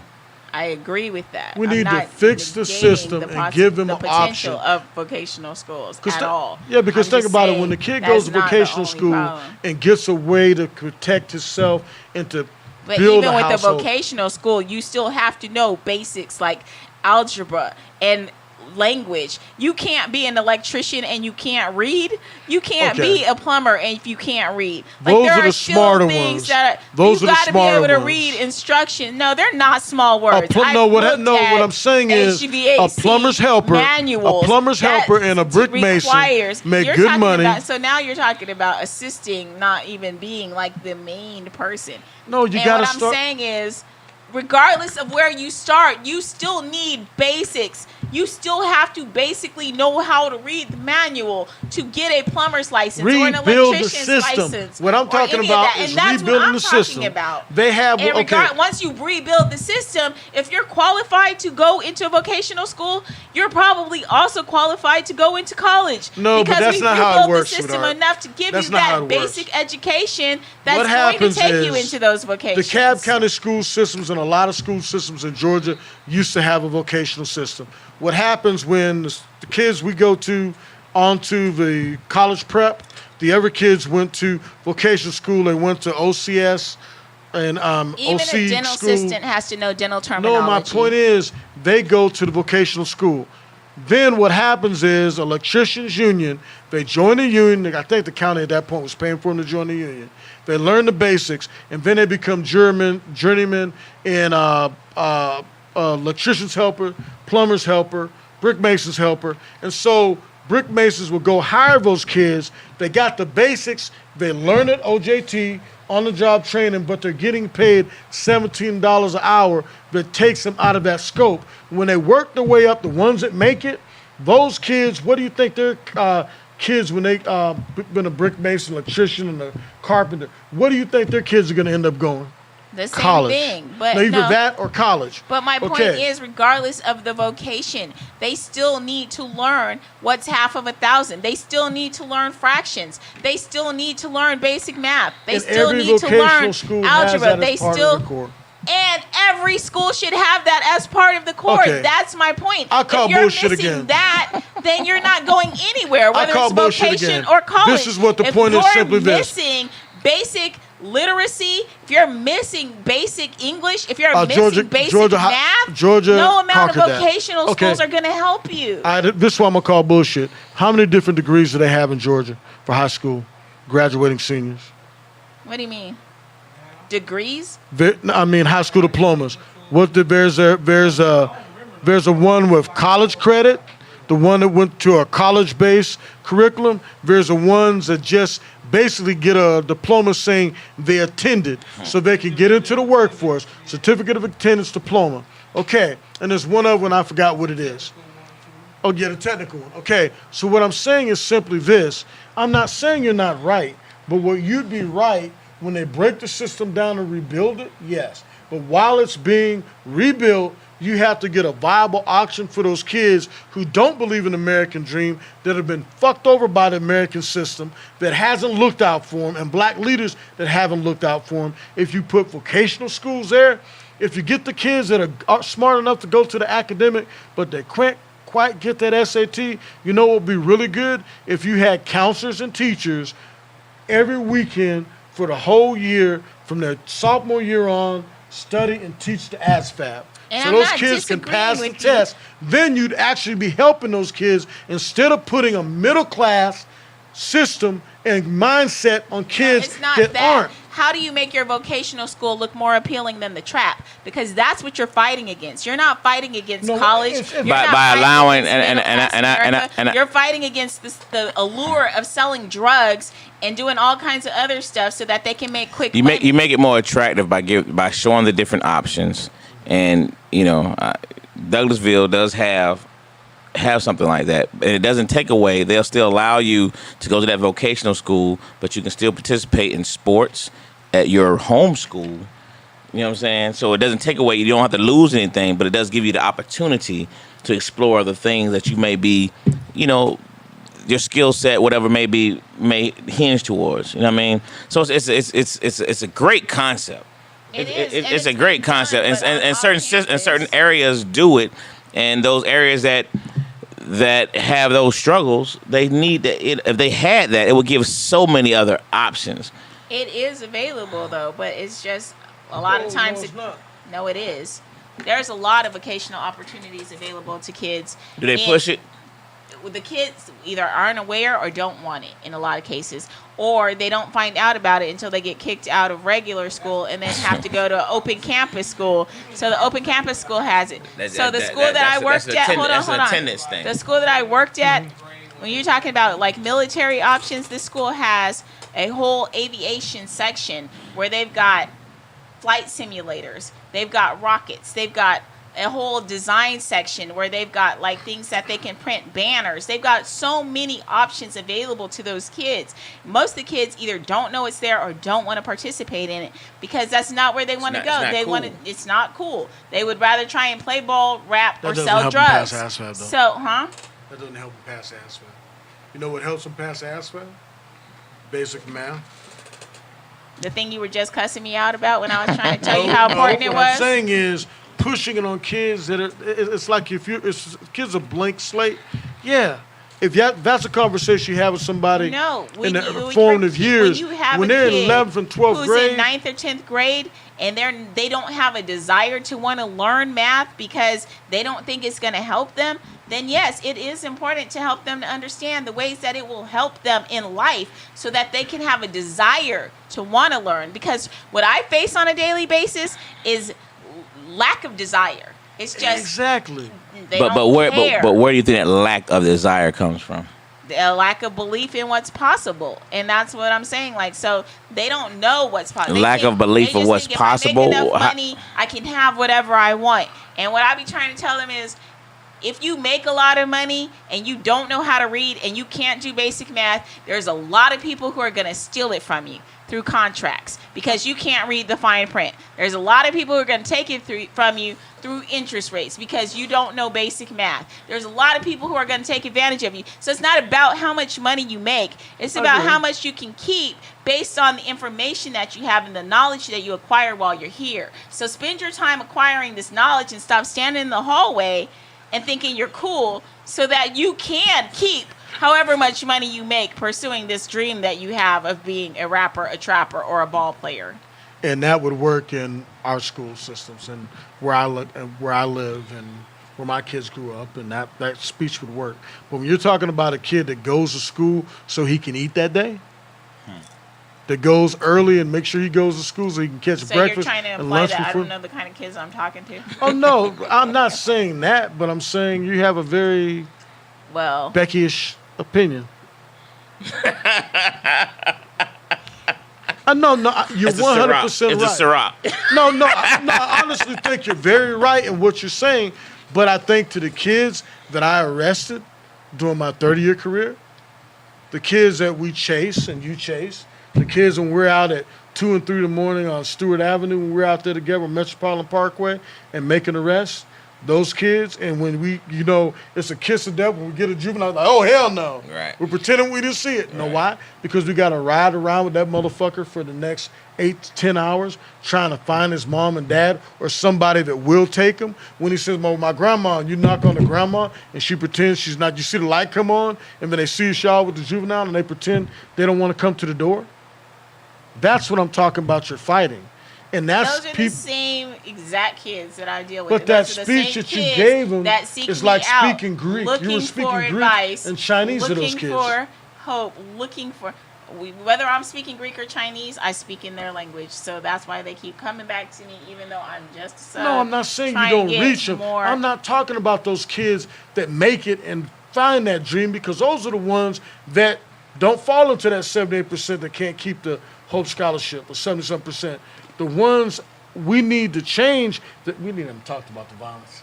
But the ones that change the violence and keep the violence and lower it, those are the ones you got to speak to, and those aren't the ones that are going to be there to have a conversation with you because they're in juvenile or they're in that remedial class.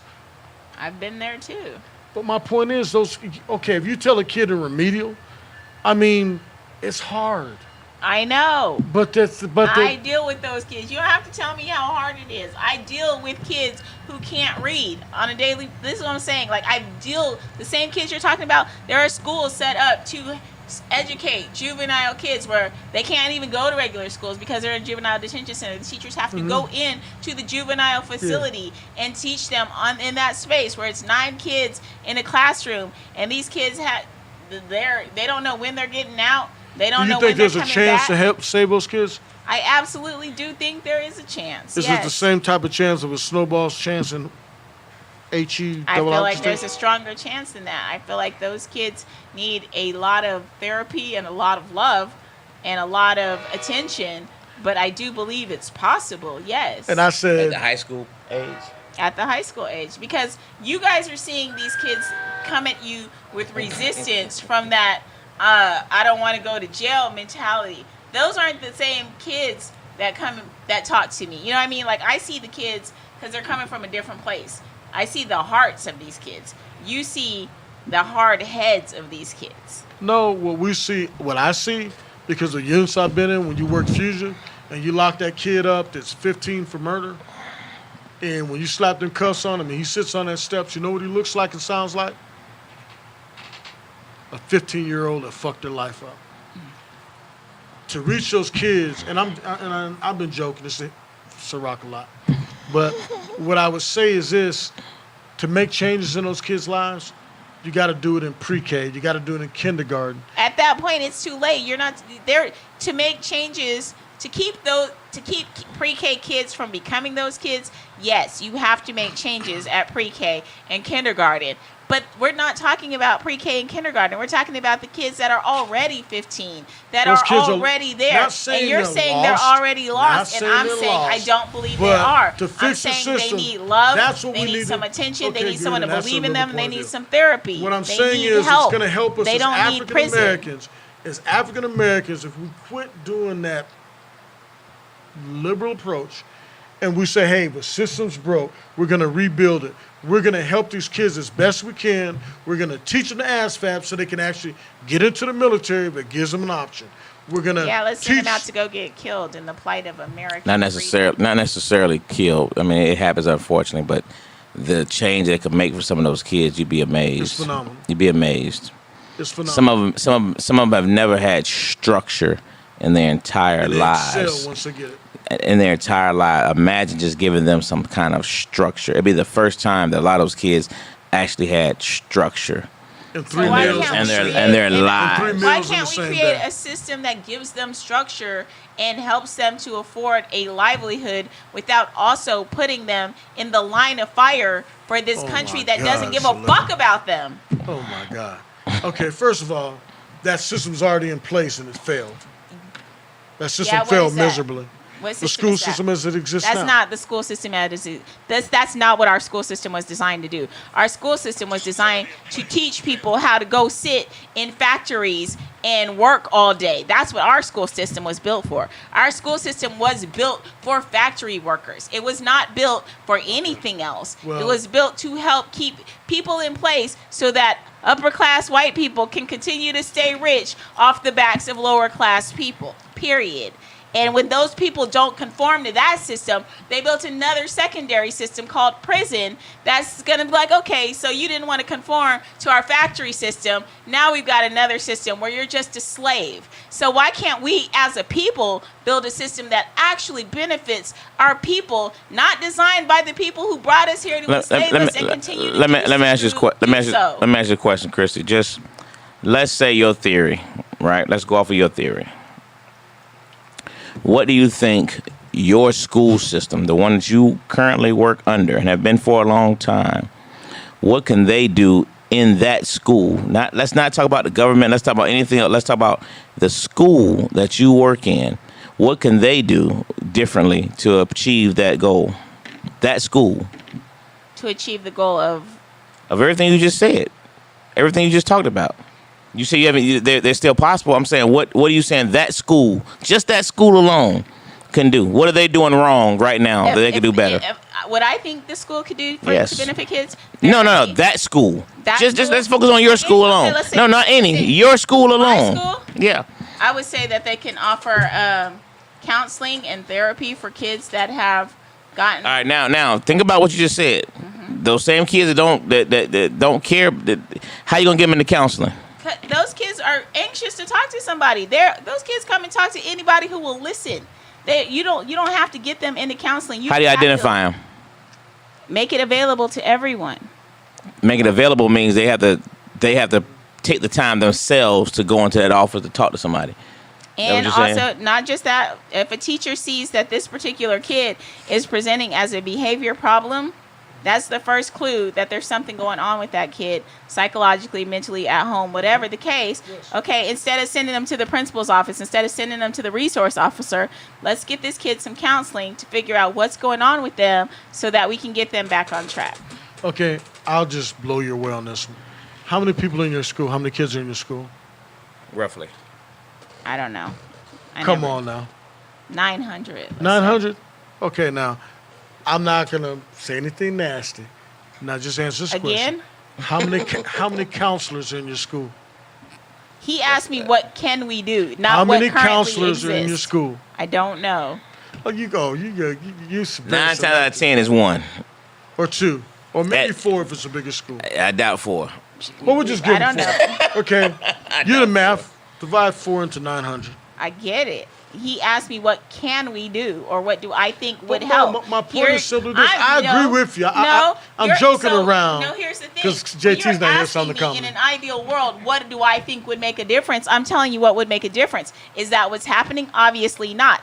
Does that Why? mean it's Why? not possible? Why is it not happening? No, I don't believe it's Why not is it not possible. happening? Why is it not happening? Yes. Because we don't have people who care enough to put those In your kind of school. positions in place. In your school Yeah. with that black principal and that black superintendent. Yes. Okay, that's my point. Here lies the problem. You're helping my whole Yeah. stance. Because what I'm saying here... I'm not saying the schools aren't What the I'm problem. simply I'm saying saying, they're not the people- only problem. I'm the first person to say that the schools are the problem, but there are multiple problems even within the school system. Exactly, And but with we have every to system that start we have, at there are ground multiple zero. problems. What we have to do is not give up on the kids that are already in it, but fix the system right now, because what's happening, the very criminal justice system that you keep on harping on is bad. We're allowing a system to exist that's keeping the pipeline going. And if we don't start at the rudimentary levels and change it, we're going to continue that pipeline pumping, and we'll be having this, our kids will be having the same conversation in their 50s and your 30s. So, You understand what I'm so saying? why can't we encourage these kids to become counselors instead of cops? And then if we have more counselors than cops, That's then we a might great have less idea arrests if the school and system more wasn't assistance. flawed. Well, and to that point, you have a situation where you have, and you said it earlier about, the numbers game. You got to get so many kids to get the funding, And there's a lot of aspects. Same thing in the police department. You know what I mean? You have to have so many arrests to get, you know. And I'm a firm believer if police officers weren't, if the focus wasn't on arrests in agencies, if the focus wasn't on arrests, you know what I mean? If there was no numbers game, for lack of better words, where, you know, they want so many arrests made, and this is throughout any agency. You know what I mean? If arrest wasn't the focus, if it was the word is used, community policing, you know what I mean, where you're not out there to try to figure out how many people you can arrest that day. And the same thing for the school system. If it wasn't a numbers game, you know what I mean? If it wasn't a numbers game, if it wasn't about we have to have X amount of scores in order to get the proper funding. You know what I mean? Because now that's what leads to cheating and all the other BS, because it becomes a numbers game. And the bonuses for achieving those numbers. So it's a numbers game at that point. So now the kids aren't the focus. You know what I mean? The kids aren't the focus. And it's the same thing, you know, and I know you're like down a police officer, but it's the same thing on the streets. You know what I mean? If that wasn't the focus, you could have a lot of change. If numbers meant nothing. Right. Exactly. You don't have to bring no arrest. The only thing I want to see is how many people did you stop and talk to? You know, we used to have that little. They had that, but see what happens. We used to have that. And I just left, and I tell you, the biggest problem is you have that black liberal mindset that says community-oriented policing, which works if they actually do it. It's been around in Atlanta since when? The early 90s. Yeah. Has it ever worked? No. Because they'll sit up there and say we're community-oriented policing. We want it. But just like Lo said, success is measured in numbers. Period. Same thing with the school system. Exactly. So what you have... Yeah, but those numbers are just funding the pockets of the same people that have oppressed us forever. But that's that couple. Now imagine you being a kid that's growing up in a situation where the police have become an occupying force. You have black leaders that aren't fixing the system to teach you. It failed you in pre-K and first grade and kindergarten. You're flawed because the substandard, I can't even say substandard teacher. The teacher may have been right, but it didn't reach because what is communication?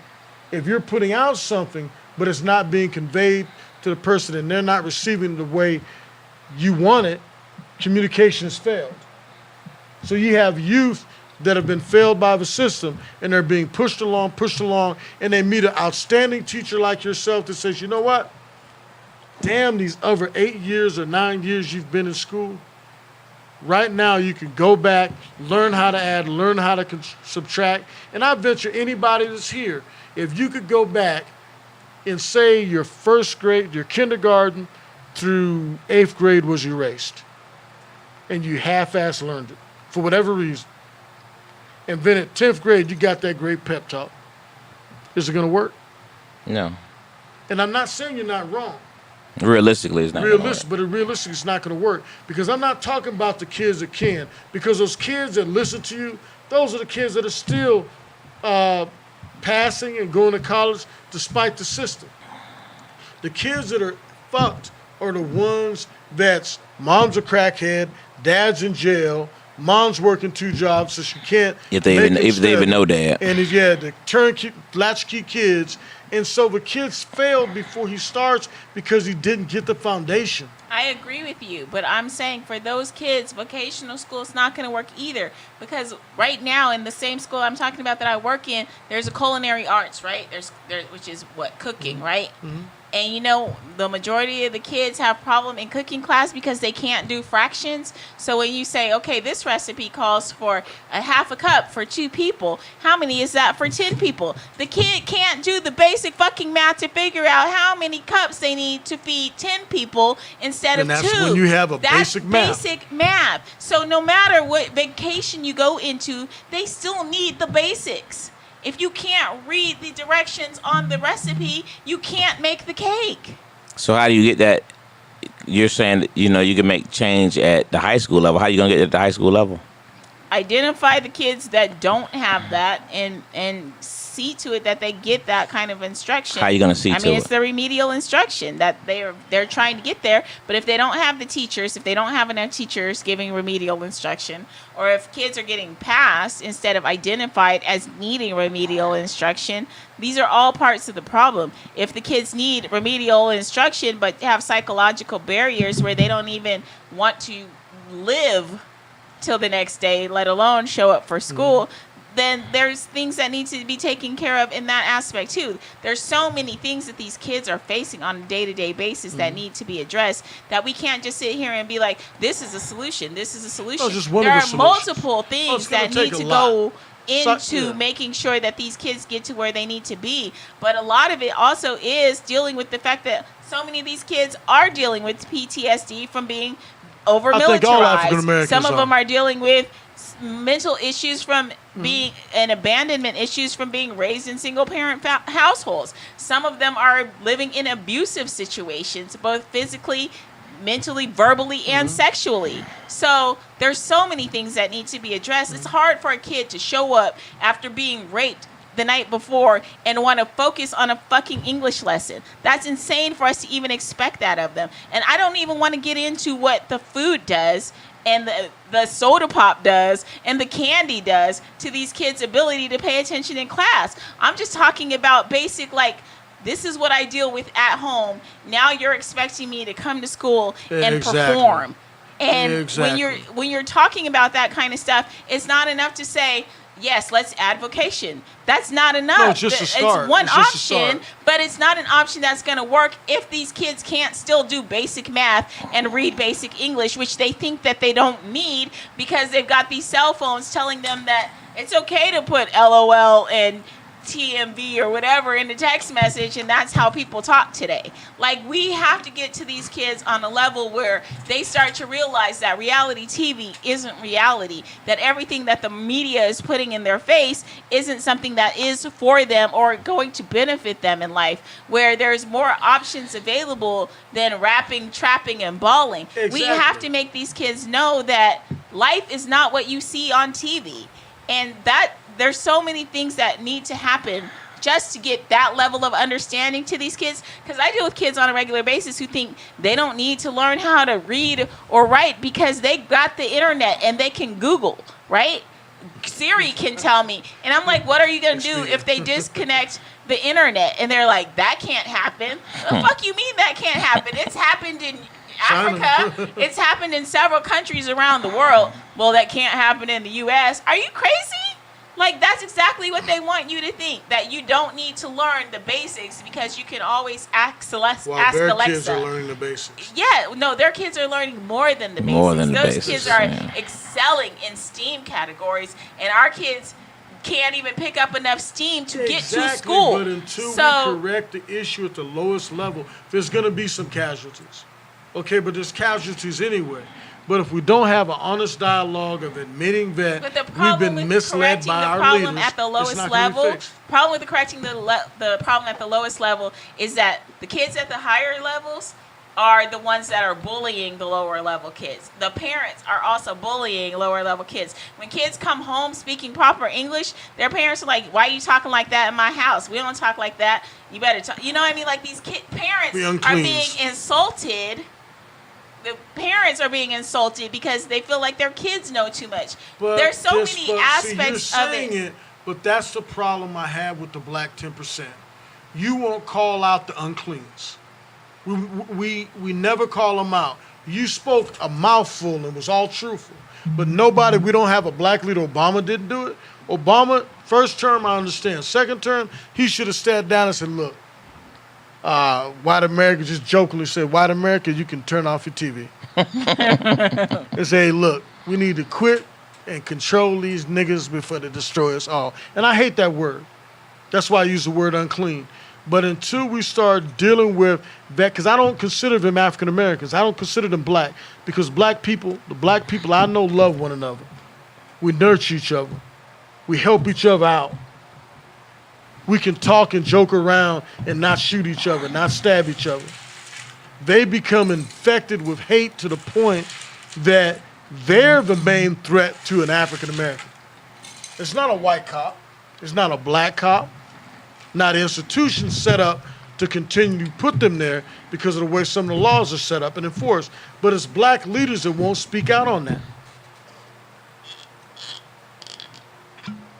It's not about just speaking out on it, though. We have to create policies. We have to do But more than to speak out of it, We you have to can affect once you speak change. out. But once you speak out on it, it makes those words powerful. But when those words are unspoken, they're thought but unspoken, like the unclean comment. I can say unclean, and everybody knows what I meant, but they'll be like, "So, what do you mean by unclean?" When they know exactly what I mean by unclean. I didn't know. Like when you live in a black area and you go across town to go to the movies. When you don't go by South DeKalb Mall and they got a 30% discount because you know the stuff's gonna not be the same stuff in North Lake, Lenox. MJ, is there anything that you didn't discuss on stats or anything you want to cover? Okay. The only thing I will say is there's Sorry, I usurped your. crime in African American cities is increasing tenfold. It's going unchecked. The officers are believing that they're besieged almost.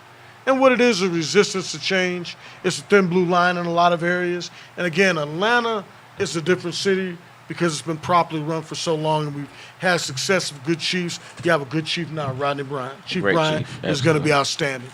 But what happens in these other cities is you have a mindset that's 20 years ago, 30 years ago. You're in modern times. I keep saying the same thing. Educate black youth on how to deal with the police. That'll give them the opportunity to learn algebra. That's It'll what give them the I said. opportunity to go to the police force, ASVAB tests, military, different options. But as long as we continue to feed all these kids like they're growing up in the neighborhoods we live in or we grew up in, we're doing ourselves a disservice. We're doing African American youth a disservice. We're acting like our whole 15% is part of a 10%. No, the 10% I talk about is 10% of American, I always say 10% because it's a catchy phrase, but it's basically middle class and up African Americans. And African Americans of influence, be you a rapper, athlete, or whatever. We're allowing policies in the status quo to happen that affects the youth that are continuing to be funneled into the penal system. It's not going to change until we correct that. Say no more. Christy? I agree that our children and our adults need to be educated on how to interact with law enforcement. I think we need greater education about our legal system, even from elementary school. And I mean, I think I feel like there's this feeling of we are educated on our legal system because we're taught the different judicial offices, which nobody still remembers. But we're not taught what to really expect and anticipate when we go through that system, or if you ever find yourself in that system. In addition to that, like, I feel like there's so many things that need to change that even though you guys are like, okay, well, this is the system as it stands, we got to do this and this within the system. My personal feeling is that the system itself needs to be dismantled, and we need to create new systems that are designed with us in mind, because the current system was not designed. The current system was designed with us in mind as slaves in this system. So until we create a system in which we are participants, where we are human and not slaves in this, and we're not thought of or tried to be implicated as slaves to this system, then we're not going to succeed. Because as long as we keep over policing each other, as long as we keep imprisoning each other, the entire prison system is a system of slavery. That is its purpose based on the 13th Amendment. So until we acknowledge that, and until we do something about that and start changing the systems from the amendments going forward, we're going to keep having this same conversation. That's my opinion. Comment? You're not going to get a multi-billion-dollar system to change for the sake of changing. It has to come from, well, I mean, this is going to sound weird, but if you tailor-made the educational systems, the school systems, to fit the demographics that occur in that individual school system. But what's happening, you got a cookie cutter system, school system design and blueprint that was designed in white middle class America.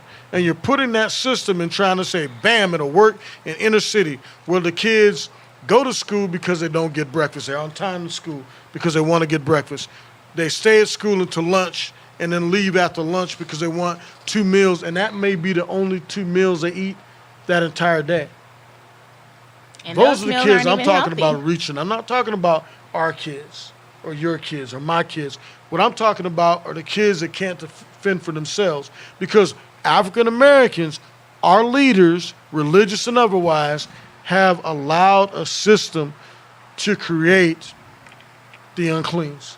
And now we celebrate the uncleans. We're the only race that allow the derelicts in our ethnic group to write and dictate how the rest of us act. Well, to be fair, I feel like those kids didn't have to be derelicts, because so many of those kids that you're calling the uncleans, well, the men, No, not the kids, people, not kids. the men and women that you're referring to as uncleans had potentials when they were in middle school, elementary school, and high Exactly. school that were overlooked. A lot of system those failed kids them. have leadership potential in spades, but because they were leading people away from the conformist agenda of the system instead of towards it, those kids were ostracized and pushed out, and that's how they became what you call unclean. But had that same energy been channeled and filtered and shifted and worked with, those kids would be the future leaders, or the leaders that you're looking for today that would stand up and say, hey, they would be the next Jesse Jackson. Blueprint's not right. It's not going to happen. If you're using a system, okay, that's like South Africa saying, okay, we're going to tailor apartheid to fit our needs now when it's a black-run country. It's not going to work. And now Because we have you're an still educational thinking within system. this system. You got to think outside Exactly, of this but my system. point is, we have to And those custom kids make. act outside of this system. We have to custom make school systems that fit. Okay, one school system, the English may not be the low scoring. It may be the You're maths. trying okay, to change the system by working within it, and I'm saying you have to break down the system in order That's to my change point. I it. said that leaders need to set up charter schools. They need to set up. That's still part of the vocational system. schools. That's still Well, you part of can't the do system. away with the whole system. That's what I'm implying, that you need to do away with the whole system. You can't do that. Shut down the whole fucking system and start over, You ground socialist, up, you. and rebuild. What? What'd you say? Did you make another Becky comment? No. I called you socialist. Wow. No, I'm anarchist. Chris, you got anything else? Thank you guys for sending. No, I'm just kidding. No, I really understand your point, and I do understand your perspective, and I really appreciate your thoughts on it. And I'm glad that you were able to entertain mine as graciously as you did, in spite of the couple Becky comments. I'll take that. I was just joking. I know. I took it as you meant it. See, that's a comedian coming out now. That'll be one of her jokes. No, but I mean, as a current educator, as a college graduate, as a mother too, I've seen various parts. As a former bus driver, I've seen so many different parts of our education system, and our political system, and our legal system.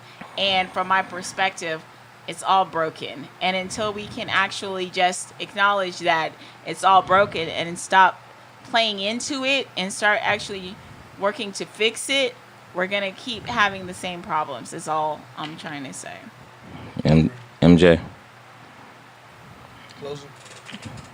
In closing, like I always say, it's totally off topic, but if you're involved in any incident involving police, you feel that you're being unfairly treated, call for supervisors to the scene, or make sure you file a complaint, an official complaint, later on in an officer. If you don't file the complaints, if you don't put it out there, it's not going to happen. And I will do what I always do every show.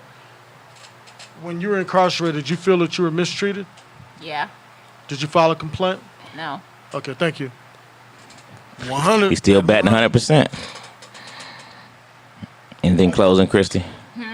That was your.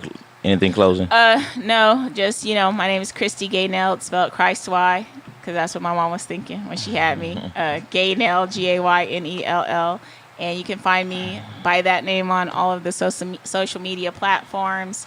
And if you actually want to talk to me, have me talk for you, speak for you, discuss anything, I'm always available. So find me, follow me. What's the name of your book again? Condoms Are Cheaper Than Child Support. There it is. So listen, yet another classic conversation. I do believe both of y'all made some dynamic points tonight. The one thing I took from it was, I know we came in here discussing crime, the stats, how the crime has gone up in Atlanta. One of the reasons why I think the mayor is stepping down. But it was an alarming thought process in terms of the education system, that you brought up, Christy, and wasn't on that topic tonight, but it was such a key point because I think it ties in. It is. It ties in so dramatically, the lack of education and how our system is so. You point out so many points, whether you knew it or not, of how flawed the education system is, from K through, and if we can capture some of that at an early age, the difference it could make, I think. If we could introduce things, even from a law enforcement standpoint, just imagine if you had, I know like my kids' school have a law enforcement class in high school, but just imagine introducing that and making it mandatory. It shouldn't be an elective. It should be a required class. It should be a required class. It should be on the same level. And I think we're dropping the ball so many times on the focus on, the ELA and the math and all this stuff. Things like that should be a requirement, for every school system. I think, race education should be a class in every school system, black and white. It should just be mandatory. Things like the ASVAB, whether you want to go in the military or not, but just imagine having the knowledge, vocational stuff, whether you want to go into it or not, having the knowledge. I think we if you want to keep your kids out of that legal system, you got to start with that school system and do a better job at policing our kids at an early age. And I think it can make a dramatic difference in their lives and just give them some kind of introduction. And so, I think we, as a system, we are failing our kids. We're failing them bad. And I personally, I fault, our legal system, our justice department, as well as our education department. And then and in the middle, you got those, and I put it under quotes, those leaders, because they're failing, they're bad. It's just bad. The political leaders, the religious leaders, they're dropping the ball on so many things. If we, let's not wait for the next hashtag. Let's not wait for the next shooting to do something. It should be something that's, like we talked about earlier, you get Morris Brown back. All right, now we got Morris Brown accredited. Now let's go to the Atlanta public system, the Clayton County school system, the DeKalb County school system. Let's find, let's fix that junk. It shouldn't be pushing these kids along. It shouldn't. We got to get them, man. We got to get them at an early age, and that's the only way we're gonna keep out the legal system. You want to figure out how to stop them from getting that stopping those arrests. We got to start here. So, anyway. Classic conversations, man. JT and Low. It's been great, y'all, and we out. And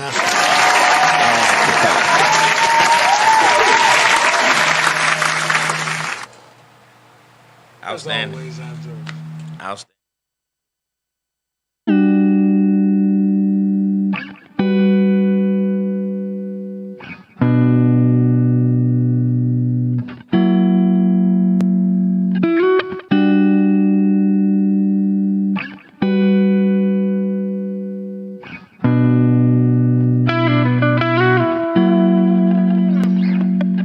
Feel the water flow. This is for the fire in your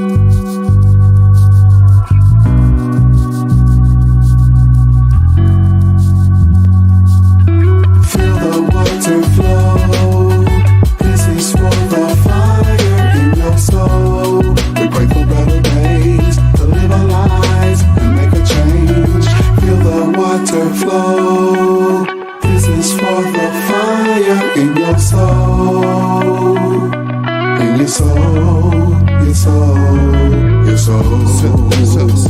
Soul cleansing, soul Everybody cleansing. got problems. Everybody got problems. No matter which soul. Soul cleansing, soul That's why we gotta cleansing. call them. That's why we gotta call them. My spirit's so asshole.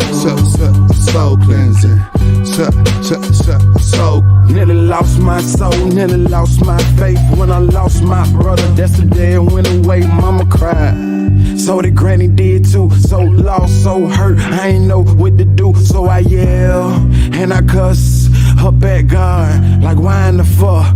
How could you do that? Bring that pain in my family, it's something we did. Tell me you mad at me, cause I can't deal. And it's hard to live without my brother, and it's hard to forgive, but still I pray. Feel the water flow. This is for the fire in your soul. We pray for better days, To live our lives and make a change. feel the water flow. This is for the fire In your soul, in your soul, your soul, your soul.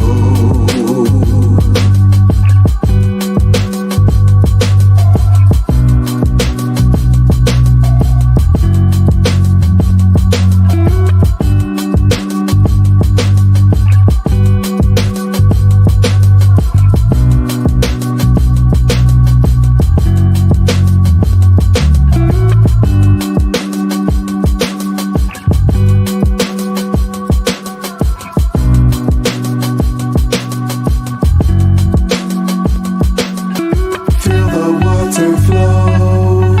This is for the fire in your soul.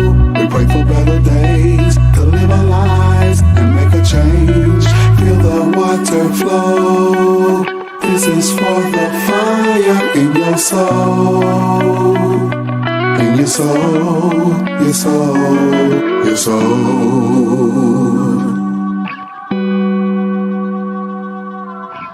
I ain't know what your life like, but I'm just trying to get my soul right. Been struggling my whole life, in the dark with no sunlight. Tired of making up excuses, going crazy about to lose it. In the midst of all the bullshit, let the music be a pulpit.